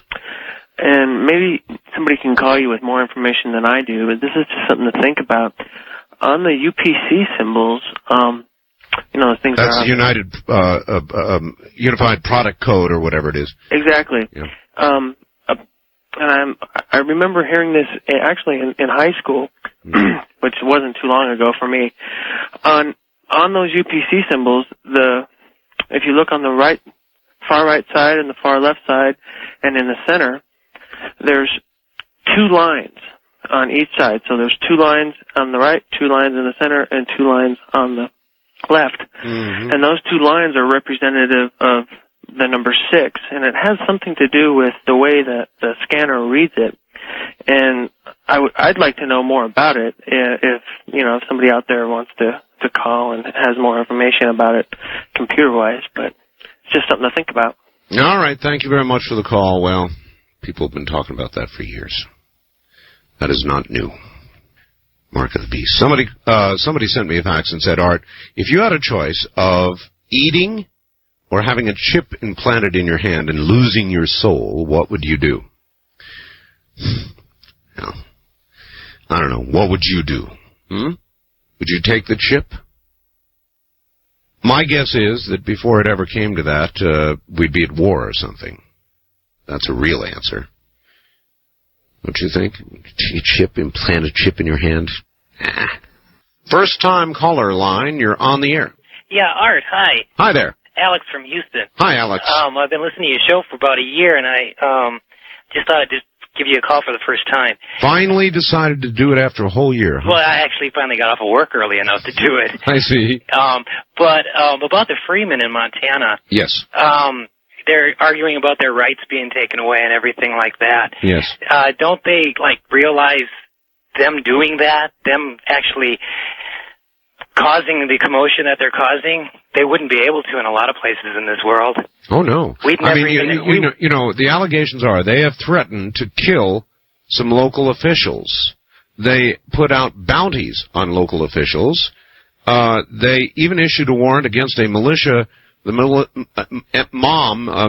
Montana leader. They've allegedly written hot checks, et cetera, et cetera, et cetera. So we're talking about some fairly serious things here. Yeah. Man, I used to work in a trauma center, and I had to quit because I got sick. I kind of caught HIV and everything. And, you go to the grocery store, and you have to realize in a lot of places you can't even do that. We got it good. The government kind of sucks, and there's a lot of bad things and everything like that, but people, we got it pretty good. We need to work on a lot of things, but a lot of people got to use some common sense. Well, I agree with that. Thank you. I do agree with that. Common sense. What does common sense tell you about the situation in Montana? Even though I believe what I believe, which makes a lot of people angry, which I don't care about. I really don't care about. I'll have my opinion no matter what. I still have an open show, and I again say that I would be willing to have either the Freemen or a representative of the Freemen on the program to talk as a guest, to present their case. I would be willing to do that. I don't know that the FBI would allow it to be done, but certainly I would allow the forum. I know that we are heard widely by both sides in Montana. So again, I say, the offer is open, and I would allow a fair a presentation to be made, as I do with all of my guests from the Freemen, and allow you all out there to be the judge. I would definitely allow that. Of course I would. So there are a lot of people very angry at me for my position, my take on this. That's too bad. This is still a free, open forum, and despite my opinion, whether it's on this or anything else, I will allow a free and open discussion. People will write to me and send me faxes and say, well, you just cut the people off that want to talk in defense of the Freemen. No, I don't. Not any faster or quicker than I do anybody else. And how long you're on the air depends on how long the call or the subject matter that you're presenting appears to be productive. It's as simple as that, and I treat everybody in that respect equally. But with regard to the Freemen themselves, I would allow either a representative of or the Freemen themselves to make a significant presentation. It is of public interest, so naturally, if I'm allowed access, I would do that. Guaranteed. First-time caller line, you're on the air. Hi. Hello there. Goodbye. East of the Rockies, you're on the air. Good morning. Good morning, Art Bill. Yes, sir. John from Youngstown. Youngstown, Ohio. All right. Last year I sent you a letter about conditions in Moscow. Yes. Did you get it? I believe I did, yes. I never got an answer. I was in Moscow last April of '95. Uh-huh. And my advice is the run from St. Pete to Moscow, do not fly Aeroflot. Yeah, I've heard that. Do not travel alone. Other than that, it's cool. You'll love it. Yeah, I'm bound and determined. St. Petersburg is the safe and pretty place to go, but while I'm there, I really want to see Moscow, and so I'm going to go. Well, on April 10th last year, I was in Lenin's tomb looking at Lenin. Is that right? It's a once-in-a-lifetime. I've been in 19 countries. You will not regret it. But don't travel alone. Don't travel alone at night. And don't fly Aeroflot. How did Lenin seem to you? Stuffed. They don't really let you look to keep the line moving, Yeah, I'm sure but they the good news is he's still stuffed. All right, sir. Thank you. Still stuffed. I don't know why I want to do that, and I know that it is a little bit dangerous. I've heard a lot about Moscow, but I really do want to see it. It's kind of an option from St. Petersburg one day, and, you only live once. Play hard, right? West of the Rockies, you're on the air. Thank you. You're welcome. This is Mark from Riverside, California. Okay. And I'd like to let people know in California that there's a Dynamics event happening at the Shrine Auditorium. We don't allow PSAs, sir. Oh, I'm sorry. I'm not trying to do a PSA. I just... Yes, you were. Okay. We don't allow PSAs, so not without clearing them first, because we can't have any way of knowing the information you're giving out is accurate. Okay, sir. Sunday's program was quite interesting. Sunday's program. Oh, you mean Dreamland? Dreamland, you're right. Yes. I found the discussion about prenatal memories coming from data also that is in Dianetics. What is the earliest memory you have? Earliest one I have, probably about 3 or 4. 3 or 4? Yeah. Yeah, I'd say that's probably true for me, too. How about the rest of you? What is the earliest thing that you can remember? It's easy to confuse what you were told by your mother about what you did when you were little with your actual memories, your real memories. And I can sift back through them now, but I can't fully delineate between what my mom told me about what I did and what I really have as my own memories. There are some of my own memories I can clearly identify as that, but not all of them. Have you ever tried reaching back to see how far back you could actually remember? There are people who claim they have remembrance of swimming about in the womb and kicking mom. First-time caller line, you're on the air. Art? Yes. Let me turn my radio off. Yes, good. Okay. Great talking to you. And you? Where are you? This is Tom in St. Louis. Yes, sir. I just kind of wanted to relate some experiences that I had. I, too, was once paranoid about the government and the world situation. And after studying various religions, I found out that the us versus them mentality is not the true path to enlightenment. And that if you don't overcome that, you'll never find your true way in this world. And I was wondering what you kind of thought about that. Well, what I think is that them is us. In other words, I listen to people busily being paranoid, cynical, anti-government, blaming everything on the government, when the majority of the blame rests with the image in the mirror, actually. In other words, the government may be a bit rascally and may do things it ought not do. I'm not saying it doesn't. But most of what it does in response to what we're doing. Yeah, I agree. I think it is up to us to better this world in whatever way we can. And each person, one person at a time, sir. Right. That's the only way you can do it. That's right. And that's what I came to realize. And I feel a lot better now. I'm not paranoid about the government anymore or any other world situations. Well, it is right that we keep an eye on the government. It is right that we keep our eyes focused, that they don't do something outrageous and radical and wrong. However, I still perceive there to be generally more freedoms in this country than anywhere else in the whole world. I observe our standard of living to be way beyond most of the rest of the world. In other words, we're still in pretty good shape here. You can travel freely. You can call up this talk show and rant and rave about this and that. You have freedom of speech, in other words.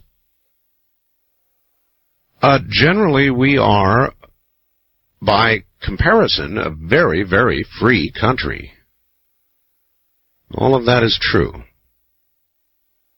Now, the challenges to our freedoms and, the compression of our freedoms, or many aspects of the Bill of Rights articles, is mostly due to our own behavior. At least when I stand back, that's the way I see it, as opposed to a simple tyrannical, power-grabbing government that wants to do things to us. And not enough people are focusing on what's going on out here, and too many are focusing on sort of a paranoid us versus them. They're trying to get us. They're trying to make us slaves kind of mentality. West of the Rockies, you're on the air. Hello. Yeah, Art.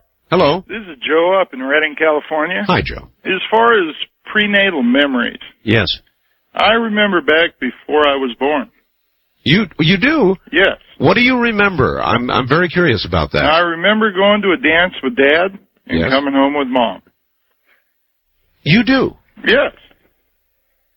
What is it that you remember about that? I mean, did you hear the thump of the music? Did you feel your dad pressed up in slow dance? I think it was a jazz song that I remember the most. A jazz song, huh? Yeah, or maybe early rock, shake, rattle, and roll. Have you grown up liking that kind of music? Yes, I have.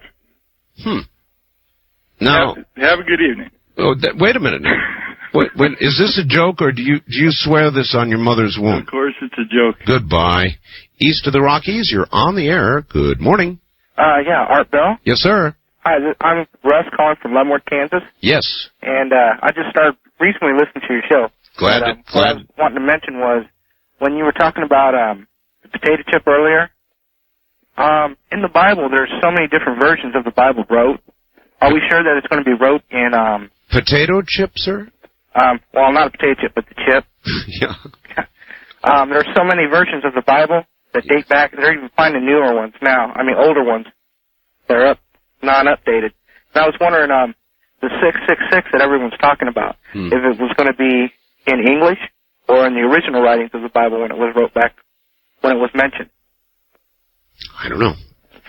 That's a good thought. I was wondering with the standoff that's going on, why isn't there a way that they could get someone up higher up, like someone they could trust, or maybe someone to interview them, like Barbara Walters or something like that, to open it up even more to let people understand their point of view a lot clearer than trusting the government. Well, right now, the Federal Bureau of Investigation is not allowing such things. Senator Duke from Colorado is presently doing what Bo Greitz tried to do and acting as a middle person. And that's the last I've heard. So I don't think that any of the networks could get in there. Now, I'm not convinced they're able to get out either. I think their phone communications have been cut and limited to communication with the FBI. I'm not certain about that, but I'm pretty sure. But don't you think that's kind of unfair? It's kind of keeping the listeners not telling us the whole picture. Well, maybe we don't have a right to have the whole picture. In other words, these guys have arrest warrants out, right? Oh yeah. If there was an arrest warrant, if there was an arrest warrant out for you, do you think that before that would be served, you had a right to stand there with the threat of gunfire and say, "Look, I want to talk to the press. Give me access to the press." Well, there's nothing that says they're going to do that or have to do that, right? Good point. Well, it is a point. I think it's a good one.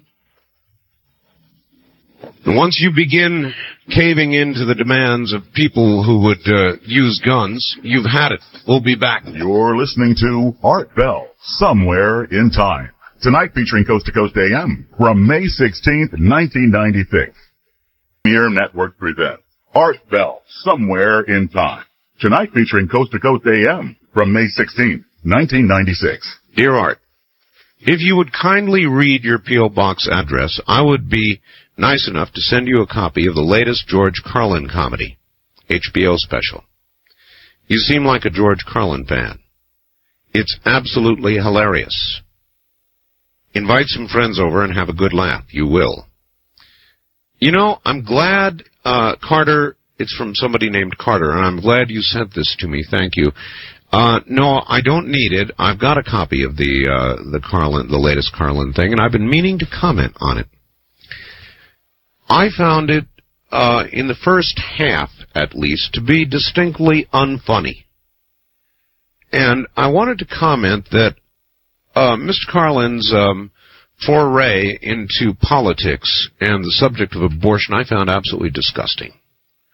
Absolutely disgusting. And I mean, almost no matter how you feel about abortion, I thought it was disgusting and unfunny. Very unfunny. Now, the second half, when George Carlin's commenting, on or creating humor with regard to the human condition, it is funny. There's no doubt about it. And his first album, I'll never forget in all my life.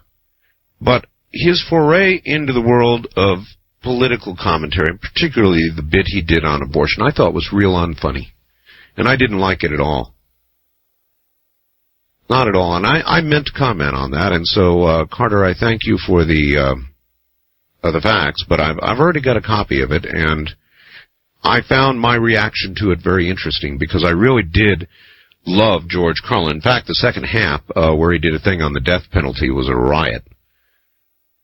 He suggests, it's a little gross, of course, but he suggested that we should expand and even launch people, catapult people against the wall. And he said if you really wanted to get into it, you would catapult several at a time, about 100 miles an hour into a brick wall.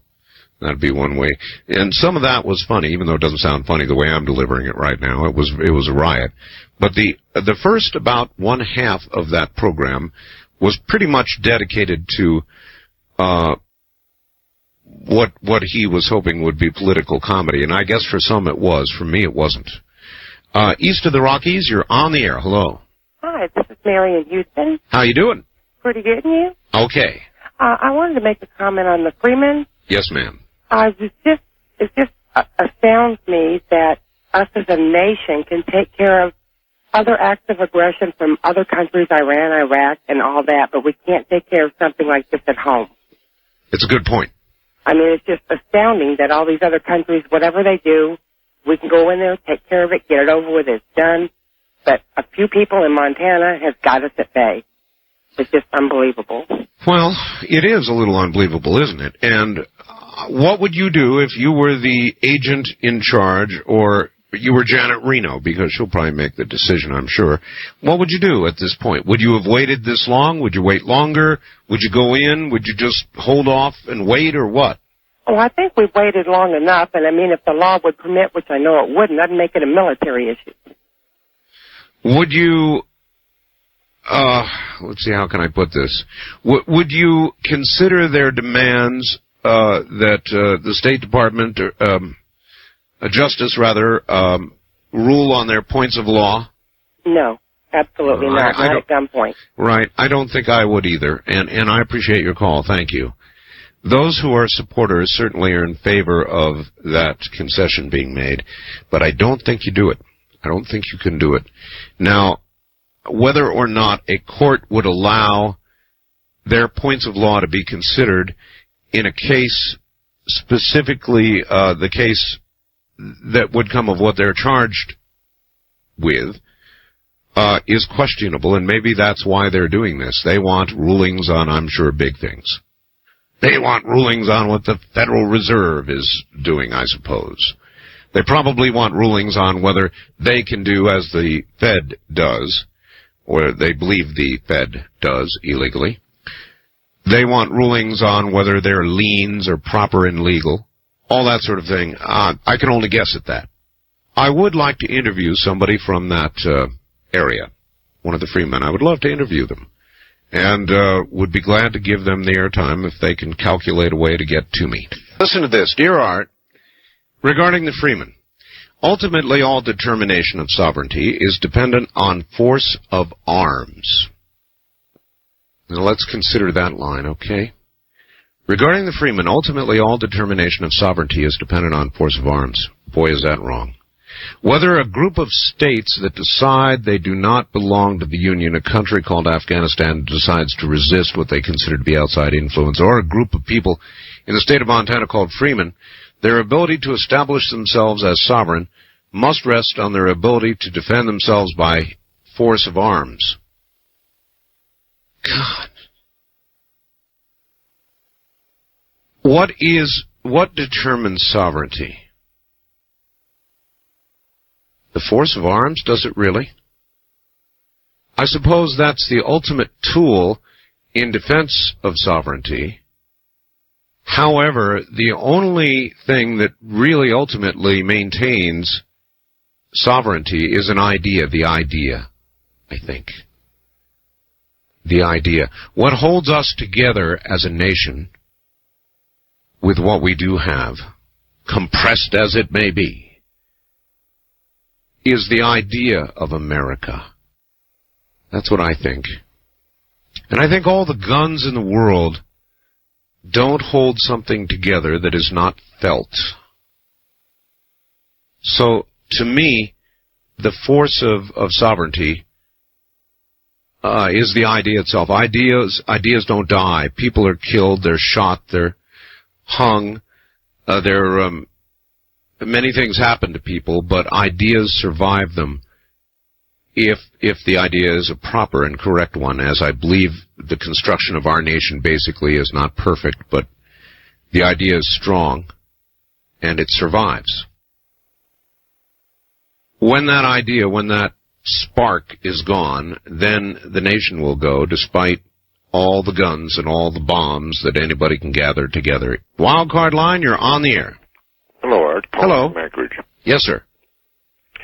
You know, these new $100 bills, I noticed something about them. Well, not only are they ugly looking. They are ugly. Yeah. But, they're ugly looking to make them look cheaper. To give them the perception. They're talking about devaluating the money. And then they even go further. They put cheaper ink on these bills than they do on the former bills. Mm-hmm. And you know, I just noticed them about a week ago in a bank.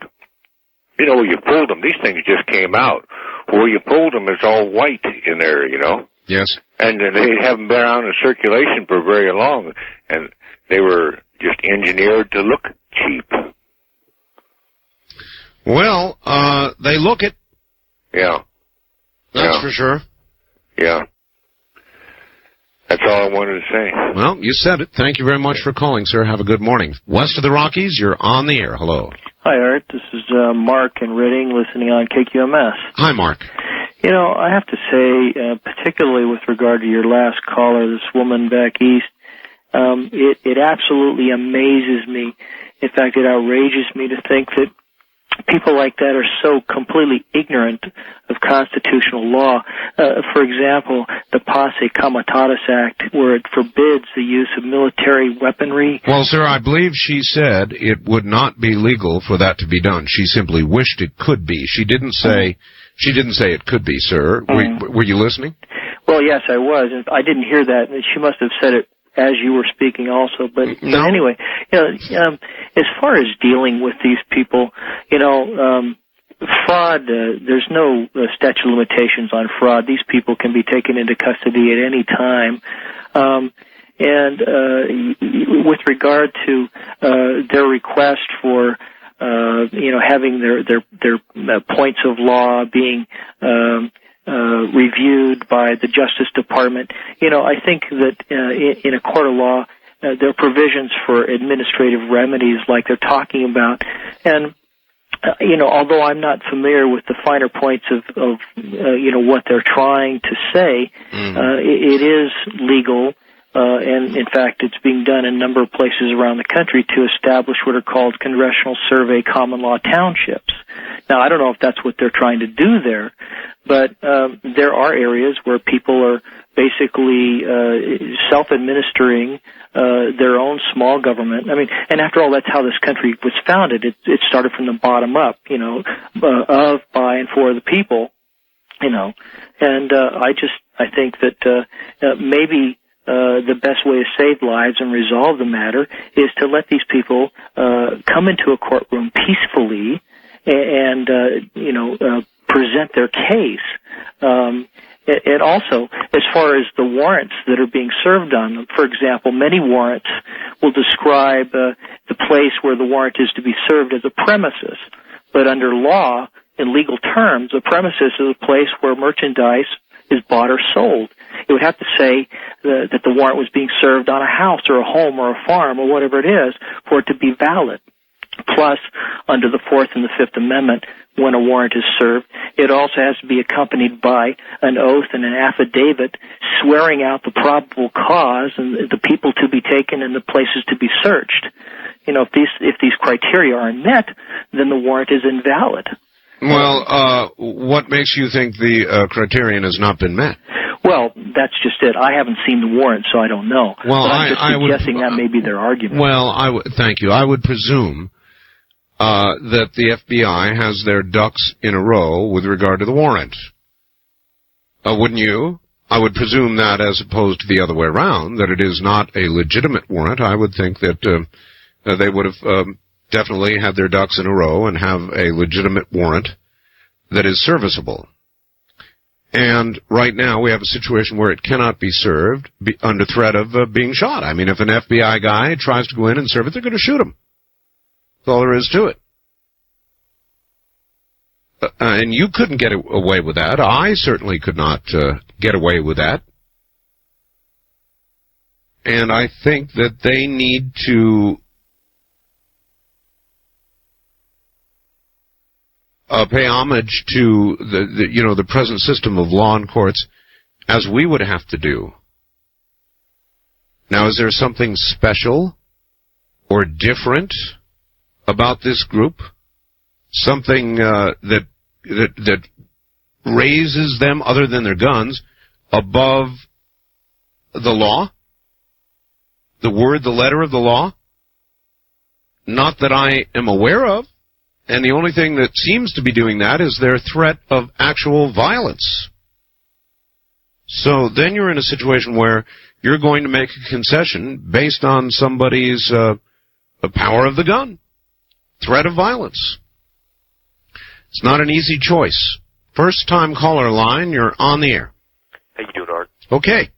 Yeah, well, I called to clear up something with this Mark of the Beast deal. I can barely hear you, sir. Okay, I called to clear up this Mark of the Beast thing that's been going around. Yeah. It has to do with the fact that you're working for the Antichrist. It's in your hand and in your forehead. And people are thinking it's computer plastic bull, you know? It has to do with what you're doing with your life. All right. Well, I appreciate that clarification. Thank you.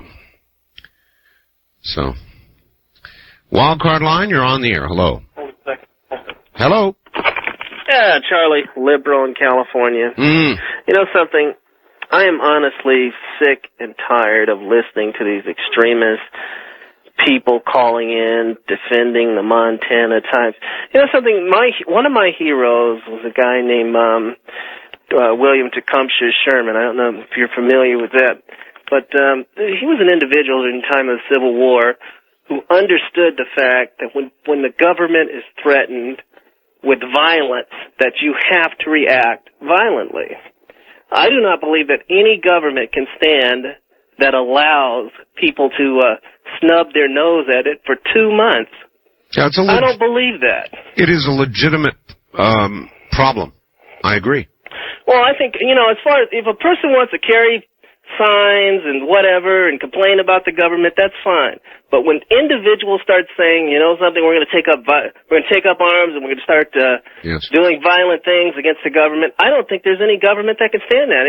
In China, you start doing something like that, these guys in China, what would happen is that they'd all have a bullet in their head, and their families would be charged for the price of the bullet. Yes, and that's what some people who sit out here and say this country, compare it to Adolf Hitler's Germany and say we're losing all our freedom. They don't understand that there's not a country on this planet that would put up with that kind of crap for 2 months. And I think on the other hand, we are not China, Charlie, and they have not committed.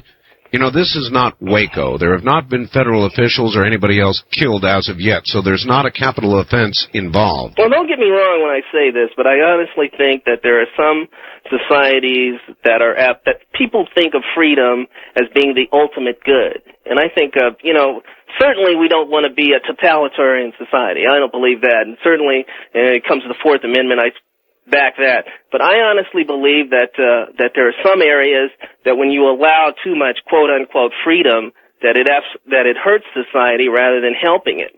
And I think this is one particular area where a society needs to tighten up on that. I think if we had done that in the 1840s and 1850s, there would not have been a civil war.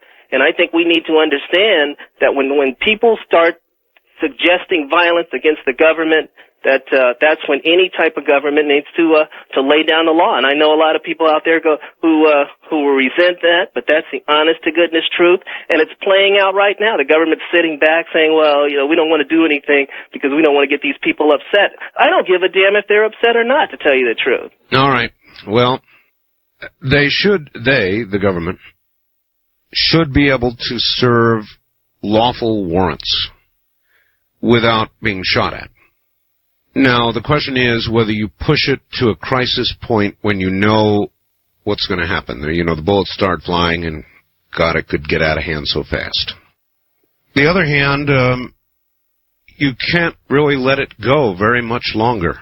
As I've said, I'm very, very happy that I'm not making the decision about what has to be done here. And this cannot be an easy call for anybody involved. Because these people have not yet committed a capital offense. And so the use of lethal force under the circumstances is probably inappropriate. So who's the guy who gets to volunteer to, with warrant in hand, go toward the door? Then you've got violence. Then somebody takes a shot, and then it begins. Is that what you do? Is that what you order if you're in charge? Joe Schmo there, here's your warrant, go serve it, guy. And if they shoot you, then, of course, the game is on. Do you do that? You order that guy in? I don't know. But I don't think you cave into special demands before they will allow themselves to come under the law's auspices as you would have to or as I would have to. I'm struggling with this a little bit, I know, but you cannot dismiss totally what Charles just said. First-time caller line, you're on the air. No, you're not. East of the Rockies, you're on the air. Hello, Art. Hello. Yes. I've been trying to get through the last couple of days, and somebody else might have touched on this. I was listening to another talk radio show in the middle of the night, and there was a gentleman on there that said he was either an attorney for the Freemen or wanted to be or something, and he basically said that they had put together and met all the state requirements to become a town or a township and basically had their own legal system and actually convened a grand jury and served subpoenas on some of the federal government people. And, of course, our federal government people tore up the subpoenas and didn't show up, so they lost by default. Well, I guess anybody can do that, huh? I don't know. Set up your own little law within the law, land within the land, sovereignty within the sovereignty, and say, you are sovereign, and we are serving this on you because we think you did something wrong, and so you owe us $5 million, and so we're going to start writing checks on that, even though you haven't put the $5 million in there, and that's cool. Well, let's say the town of Pahrump served a subpoena for someone to come down, and they didn't show up. What would happen? Well, being properly constituted as a township, I would imagine there would be legal consequences. Okay, that's all I got to say. Thanks. I appreciate your having said it, sir. And I don't imagine they are the same things. Coming up on the top of the hour. This is Premier Networks. That was Art Bell hosting Coast to Coast AM on this Somewhere in Time. Somewhere in Time with Art Bell continues, courtesy of Premier Network. Good morning, everybody. Tell you what we're going to do. Despite the way I feel about the Freeman situation, I am going to allow a debate between two of you on the subject. So here's what I want. I want one person who would like to represent the Freemen and their cause and what they want. And feel that the Justice Department should cede to their demands and allow a point-by-point examination and opinion of their treatise before they would come out, or whatever other demands they might have before they would come out. If you would like to defend the Freemen, call me now at area code 702-727-1222. 702-727-1222. Only if you want to defend the Freemen. On the other side of the coin, I would like somebody who would have the opinion that no special privilege should be accorded the Freemen, that there perhaps should be soon a dynamic entry, an end to this situation, by force if necessary. And you may call me on any other line. Everybody else right now should hang up, because this is the one time that I do go through and screen my calls. When I'm going to have a debate, I do that. All right? We'll get to that in a moment. Now, let us begin with somebody who would like to defend the Freemen. That would be this caller. And your first name, please? Kevin. Kevin, you're going to have to get good and close to the phone and really speak up for us, all right? Okay, is that better? Yeah, that's fine. And you want to defend the Freemen, right? That's correct. Okay, here is somebody who doesn't feel quite the way you do. His name is it Matt? Yes, sir. Matt, and where are you? Dos Palos, California. All right. You both have very opposite views of this situation and how it should be resolved. The air is yours. Okay. Go ahead, Matt. Okay. First of all, good evening to you, sir. Good evening. Well, now, it is my opinion that the Freemen don't deserve any kind of special treatment just because they happen to have a skewed view of the way that American government should be run. The fact is that they are in the United States and therefore should be held accountable to all statutes, all laws, everything that applies to being a citizen of the United States, excuse me, including everything that is stated in the Constitution of the United States. Okay. First off, do you have any evidence that they have a skewed view? Any evidence? Yeah. Well, just the fact that they want to hole themselves up in some compound way out in the middle of the sticks somewhere. Do you have any evidence that they're in a compound? Okay. I mean, in Waco, we had a bunch of people living in a community church, and yet it was called a compound. Automatically, we have these buzzwords attached to anyone who, you know, stands up to the government. They're radical right-wing extremists, anti-government, and they're in a compound. Now, George Washington, Thomas Jefferson, and some of these our forefathers were considered themselves patriots, and they built a government. Now, does that make them anti-government right-wing extremists? Well, in a way, yes. Because they built a government? Does that mean automotive engineers are anti-automotive? See, now you're getting completely off the subject. No, because they engineered and built a government. Now, if you're an engineer, I'd say that takes a high level of appreciation for what you engineer. That makes you necessarily not uninterested in what you are building. Okay? Okay. But also, consider this. What evidence do you have that they are within the United States? What evidence do I have? Yeah. Well, they are in a territory which is considered a state in the continental United States. That's true. So therefore, they are in the United States. Well, you said they were within the United States. And being in the United States, well, now if a representative of the law of the United States comes knocking on their front door, telling them to peacefully lay down their arms and go with them, and they refuse to do so. Okay, but now let me ask you this.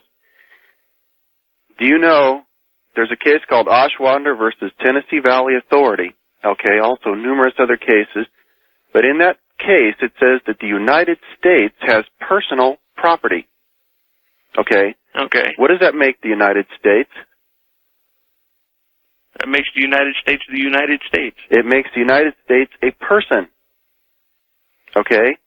In order to be a person, you have to either be a natural person, firm, individual, or corporation. Okay?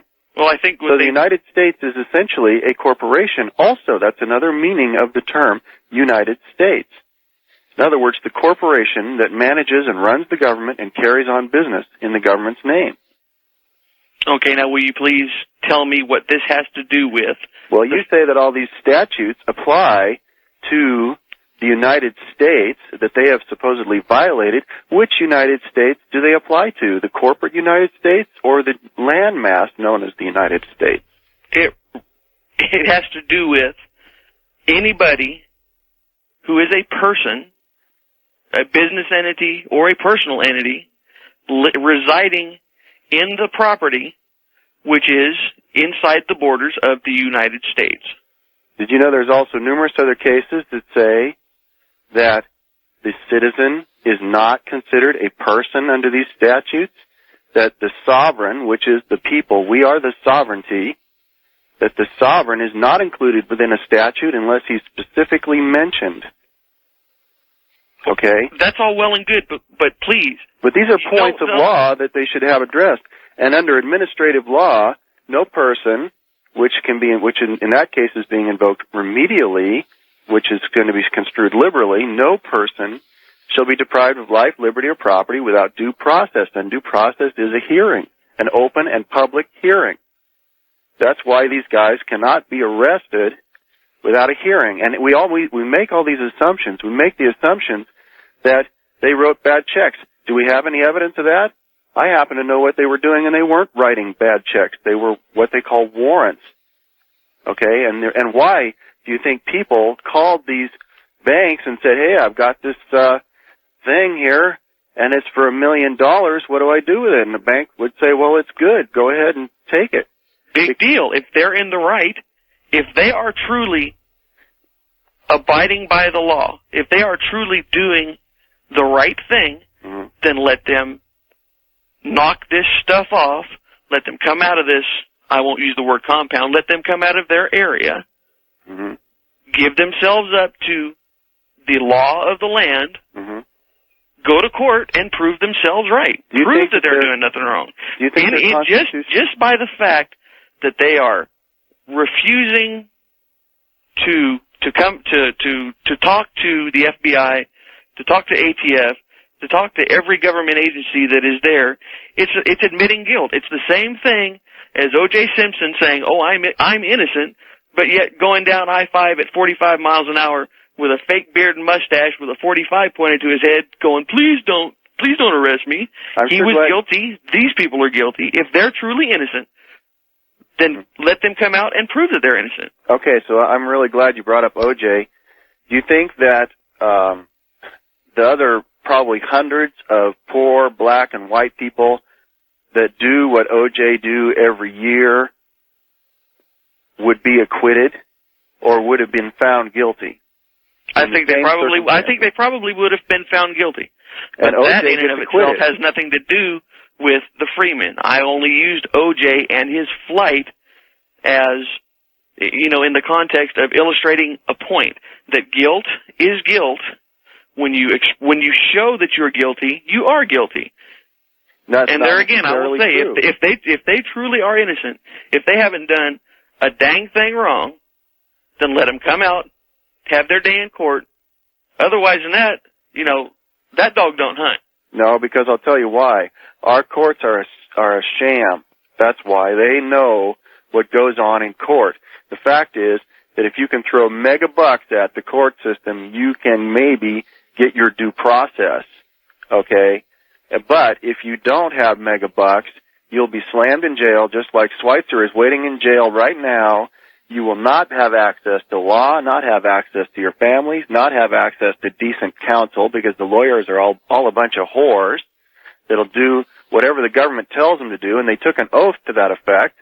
They took an oath to support the Constitution but to defend the government, okay? I bet you didn't know about that one. And that the courtroom is not a place where truth comes out. I got a letter from a guy in Arizona the other day that is in prison for 18 years, and he tried to bring in the Constitution of Arizona, the Constitution of the United States, and the Declaration of Independence, and they said, those can't be brought into court. They're excluded because they're hearsay. You would have had to have been a signer of one of those documents to bring it in. See, I think that's what the Freemen are a little bit afraid of, is the fact that they may be prosecuted on a law that is pursuant to one of those documents, and yet they would not be able to bring that document in to look for the original intent of that document. Because of the rules of evidence, they'd be excluded. And now they would have the cameras excluded, so no one could see what these criminal judges are up to. Are you there, caller? Yes, I'm still here. All right. Okay, I'm just giving this man, this gentleman, time enough to express his viewpoint. All right. Okay.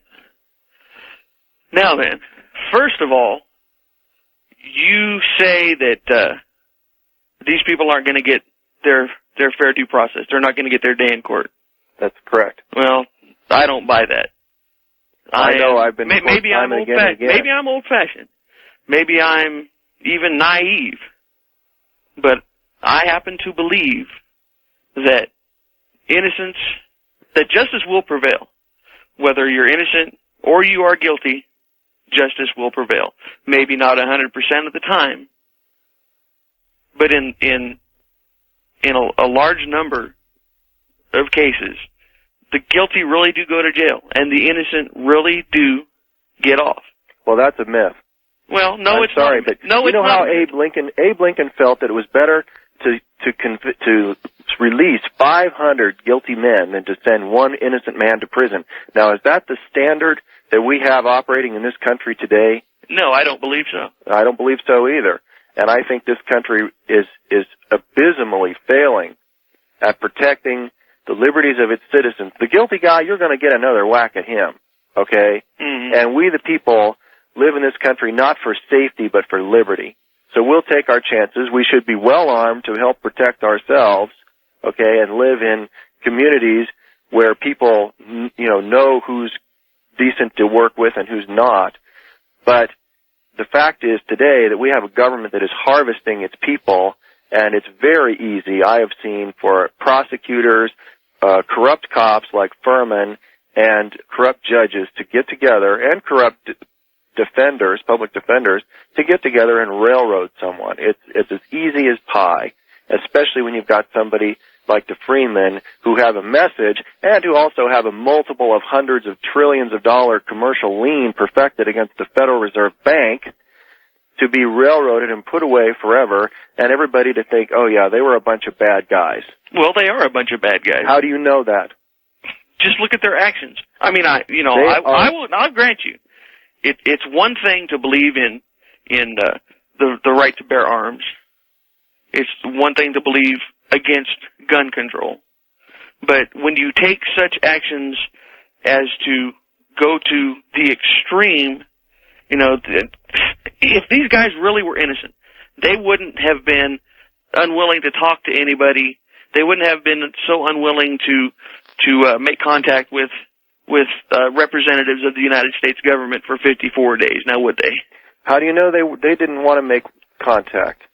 What do you mean, how do I know they didn't? Everything you learn, you're learning through the FBI and through the media.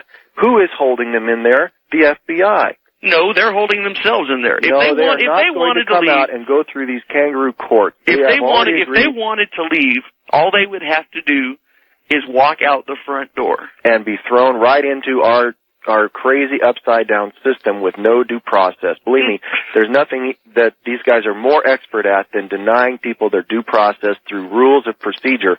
The fact is that the other guy I talked about in Arizona, they used the rules of procedure to directly assault what he felt was his due process, which was his constitutionally secured rights, and the intention of the framers who secured those rights.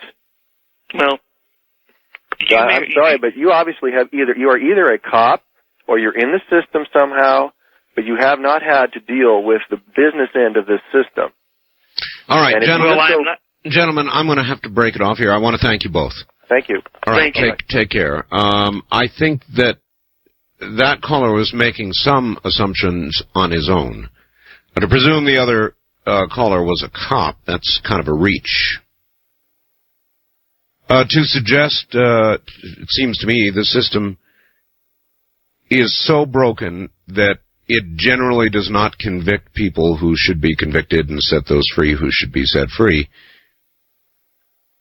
is also, in my view, and I may be also old-fashioned, but that is incorrect. I think that the system generally functions properly and occasionally does not. It's not a perfect system, but it's not bad either. Art, you poo-pooed the comment about guns making and keeping freedom. But could we have become a nation without them? Could Israel be a nation without them? Could Chechnya be free without them? The answer to all of that is no, and I didn't poo-poo it. I said they are the final tool. But what makes us sovereign and makes us what we are is the idea of America. It is the Constitution and the belief in the freedoms and the rights that were articulated by our founding fathers. It's the idea. The strength of an idea is stronger than a bullet. And when the idea fades, then you've got nothing left to use but bullets. That's what I was trying to convey. This is Premier Networks. That was Art Bell hosting Coast to Coast AM on this Somewhere in Time. To Art Bell, Somewhere in Time. Tonight featuring Coast to Coast AM from May 16th, 1996. I really want to make something quite clear, and maybe there's something here I want to talk to you about. I'm a big believer in gun rights. I own guns. I've always, all my life, owned guns. But I don't think that guns are what keeps America together. And we shouldn't confuse gun rights and the ownership of guns, possession of guns, and begin to confuse it as the only thing that keeps us together as a nation. Answer that question. What does keep us together as a sovereign nation? What answer would you give? My gun, Art. My gun keeps us together. No. Something far more profound than a gun keeps us together. A gun is the last resort. It's the absolute last resort. What keeps us together is what we are, America. It's our Constitution, it's our Bill of Rights, it's our belief in the nation we live in, that what we are doing is right, generally moral, ethical.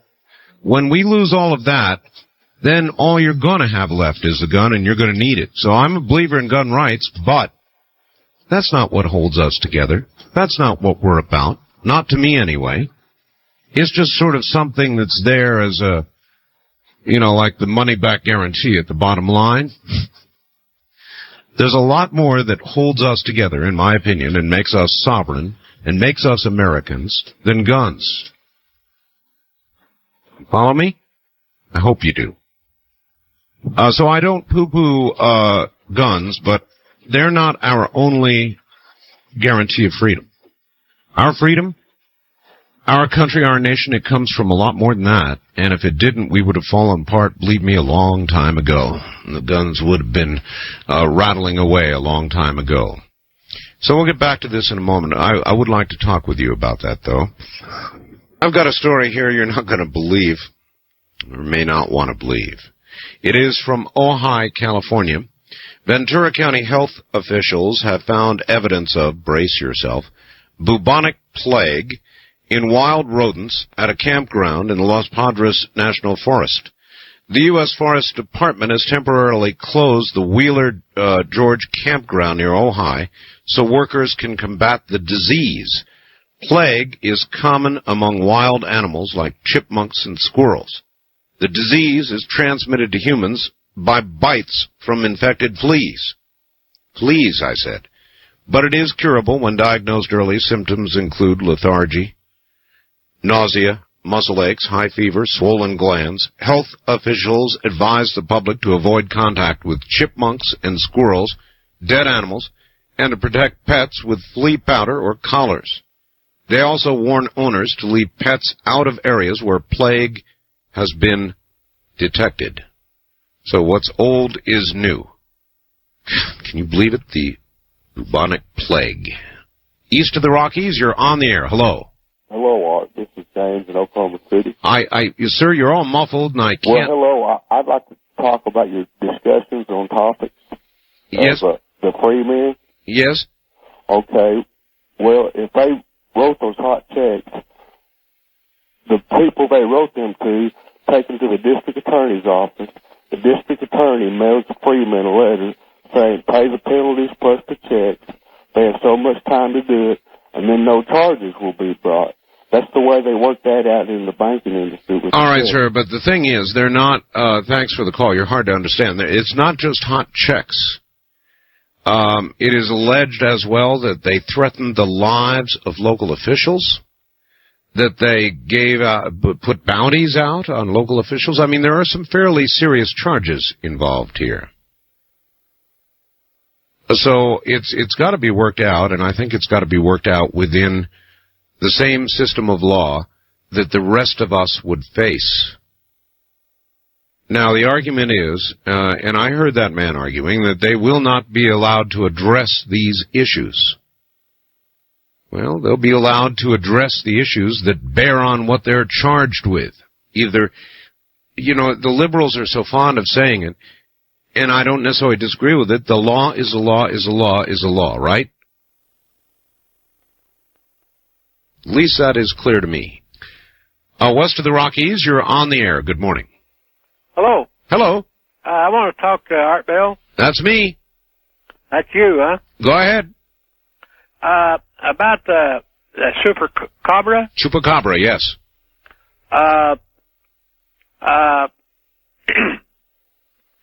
I read an old book. It was Greek mythology. And the Chupacabra was more or less a harpy. What's a harpy? Well, it's an animal that's got upright ears, it's got a long tail, it's got a spade, kind of like on the tail of it. Mm-hmm. The head is a little human and a little like a dog. It's got a snout like. Sounds like you're talking about Ross Perot. This is a harpy. Oh, harpy. It's the devil's imps. Yes. Uh-huh. And they were sent here to pester people and stuff, you know? Well, we feel very pestered. Thank you very much for the call. We certainly are at the least pestered. There's no question about that. East of the Rockies, you're on the air. Hello. Going once. Going twice, gone. First time caller line, you're on the air. Hey, good morning. Good morning. I wanted to comment on your position on this issue. Sure. And then raise a couple of counter arguments. Actually, I'm progressive, so I'm kind of left of your friend from San Diego named Charlie. However, I do see the Freeman's position. You are truly conservative to the extent that your entire approach to this is a total defense of the status quo, including a total defense of law enforcement, the judicial system. At least you haven't presented any suggestions for improving it, but let me run down a couple of things. First, who controls legislation? All right, before you get to that, you are correct. I am defending the present system. I'm not saying it is perfect, but nor would I say that I'm in a position to say how it would be improved. I think juries are good, generally, not perfect, but a trial by your peers. I like the system. Well, okay, I have two sets of comments. The first set of comments relates to the judicial system. Who controls legislation is the first question. Realizing that 1% of the population controls 40% of the wealth, 10% controls 70% of the wealth, we know that almost all legislation in Congress and in the state legislatures are certainly not controlled by the majority of the people. Second, the law has become much more complex. Wait a minute, one thing at a time. Your argument would carry more weight if there was a disproportionately large vote allotted to those with the resources you talked about, the top 1 or 10% or whatever. But in fact, everybody has one vote. Except that money controls elections, and the people with the money have a greater opportunity to get their establishment candidates elected. The second point is complexity of the law. The law is so complex that a person with a high school education or even a college education cannot understand it. The cost of legal assistance is beyond most people's ability to pay, and the burden of the legal system with more and more people coming under the weight of more and more laws puts a great burden on prosecutors and the court system, which means they want quick results. All right, sir, but we to sacrifice justice. All right, but we have a system where if you cannot afford an attorney, one is in fact appointed for you. Well, then the question is, there's the procedural question raised by the previous caller, that in practice, the public defender, the judge, and the prosecutor all work in concert to achieve a result, ignoring the interest of the individual accused of a crime. But I want to go to the broader argument related to the Constitution, etc. This country was the first country established by a group of men who represented the will of the people. This generation has inherited the decisions made by our forefathers in the late 1700s. Yes. Unfortunately, the premises that led those men to revolt against government have re-arisen today. The country has become skewed. There is no redress when government makes an error. The argument that government is now a corporation with enforcement agencies unaccountable for their actions There are no ombudsmen in this country to represent the interests of the citizen. So it is natural that there is a growing dissatisfaction with the role that government has in our lives. And so and given the assumptions that led to the American Revolution, namely, we have a list of grievances, the grievances aren't met, and therefore people can revolt when the government doesn't serve their interest. We are moving more and more in a direction where government does not serve our interest. But I think your assessment of the inequity is way overblown. I don't think it's as great as you suggest that it is, and I don't think that it's anywhere near the kind of repression that caused America to originally rebel. Well, which inequity are you talking about? You talked in general terms, and I'm responding in general terms. Let me give you one final example. We had a local election in here. I'm calling from Santa Cruz, by the way, California. Okay. We had a local election, and we had a grassroots candidate running. Yes. What his politics were is irrelevant, but it's the procedural question. Right. He came very close to winning, but what happened in the election was the institutional established figures in both political parties, both Republicans and Democrats, in essence, marshaled all their resources to defeat this candidate. Yes. Which the point being is that when you have a real representative from the grassroots representing the people, they can't get elected. It's just not true. Now, what you just said, I took it in. You said there was a grassroots candidate. Okay. And that's fine. And that indicates to me, number one, that a grassroots candidate can still be part of the political process. Then you said the Democrats and the Republicans, the mainstream parties, marshaled their resources to defeat him. Well, if the so-called grassroots candidate, ideas are very powerful, and if he was able to present his idea in a way that captured the voters' imagination and support, all the television ads and all of the marshaled resources could not defeat him. I believe that. Number two, if his ideas were strong, then he would attract resources himself. And people complain there is not but the Republican Party and the Democrat Party. All right? They complain about that.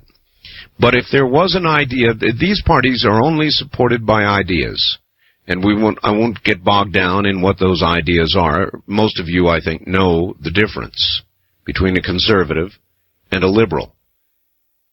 If there became a new idea, a wonderful new ideology that eclipsed or took into consideration the main points of the liberals and the conservatives, or in some way meshed them, or the libertarians or whoever, if the idea became powerful enough, it would automatically attract support and money, as the two main parties do now. And so you're complaining, really, when you think about it, you're complaining that these ideas are not powerful enough to attract that kind of money. But we live in a nation where it can be done. All you need is an idea that is powerful enough, and if you have it, you will attract support, you will attract money, you will win. It can still be done. First-time caller line, you're on the air. Or it would have been, we just missed you. West of the Rockies, you're on, whoops, missed you too, son of a gun. Wildcard line, you're on the air. Yeah, I just want to make a point about something Danny and Brinkley said on your show a couple of weeks ago. All right. He said that the government is creating a separate outcast class.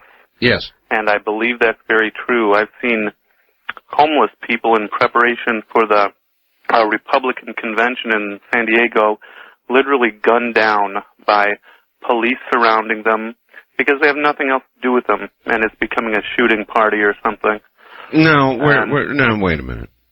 When did the police surround and shoot down homeless people? It was by the railroad tracks. The guy was pretty flipped out, but they could have overpowered him easy, but they just did it with their guns. And there was a memorial service for him by other homeless.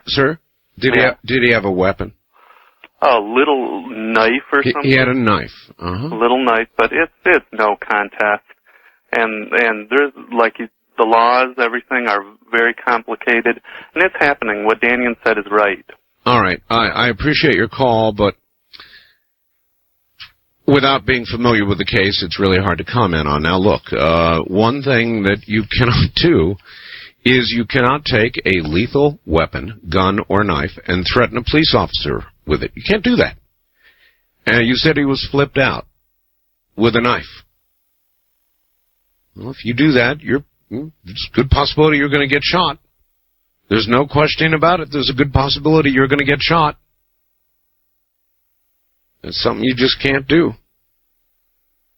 Now, that's a long leap from the police are getting together in shooting parties and randomly shooting down homeless people so they won't be around for the convention. That's quite a reach, sir. East of the Rockies, you're on the air. Hello, Art. This is Joe. I'm in Conroe, Texas. Yes, sir? And I was wondering if there was any chance you could do us a favor. There's some of us out here that really love all the music, the bumper music and everything that you play. Yes. But we never get enough of it. So what my idea is, why don't you make a compilation, a tape or a CD or whatever you prefer, of all of your bumper music, and then you could put it on the air, and we could all play those songs all the way through. Well, the problem with that is that each one of those songs is in itself copyrighted, obviously, and it would be a nightmare trying to get releases on all the copyrights. It's not impossible, but it would be quite a job. Yeah, I can see that. Mm-hmm. Well, it's too bad. I think it'd be really nice. Some of them are easily accessible, I know, but like the one, I think it's a marching band playing Tusk from Fleetwood Mac. That's right. I don't know how in the world I'd get that, but it's a pretty interesting rendition. It is indeed. And I wanted to say one other thing. I was listening to Charlie tonight, and on the one hand, I was gratified by some of the things he said because it kind of brought back the old Charlie. He's been way too nice the last few times I've heard him, and I thought something really bad might be wrong with him.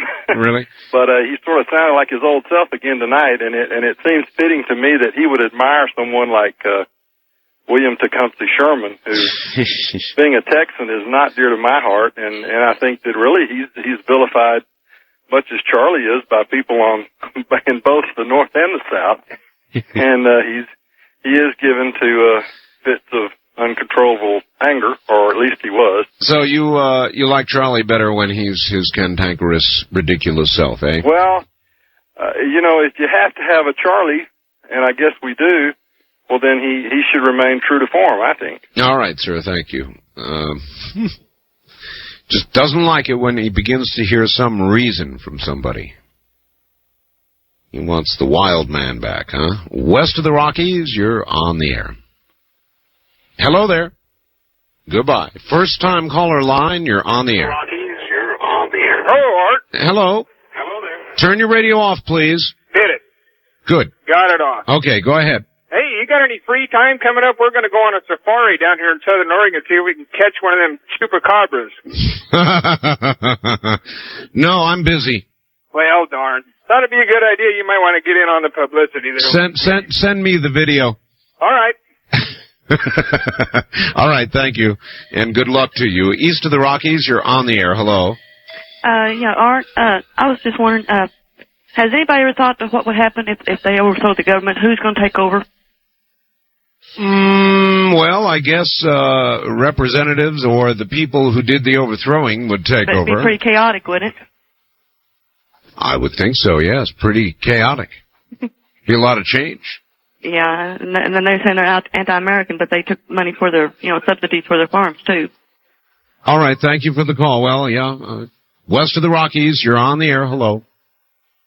Ja Rastafari, good night, America. Well, you didn't quite make it. First time caller line, you're on the air. Wonderful, Art. This is David in Port Townsend, Washington. Well, all right. All these people talking about the government this, government that. What about the marijuana prohibition? What about it? Well, what is it? Half the people? What is it? 1 million people in jail? Listen, they're not all in jail for marijuana. Oh, no time left. The show is over. Say goodnight, America. Good night, America. From the high desert, good night, America.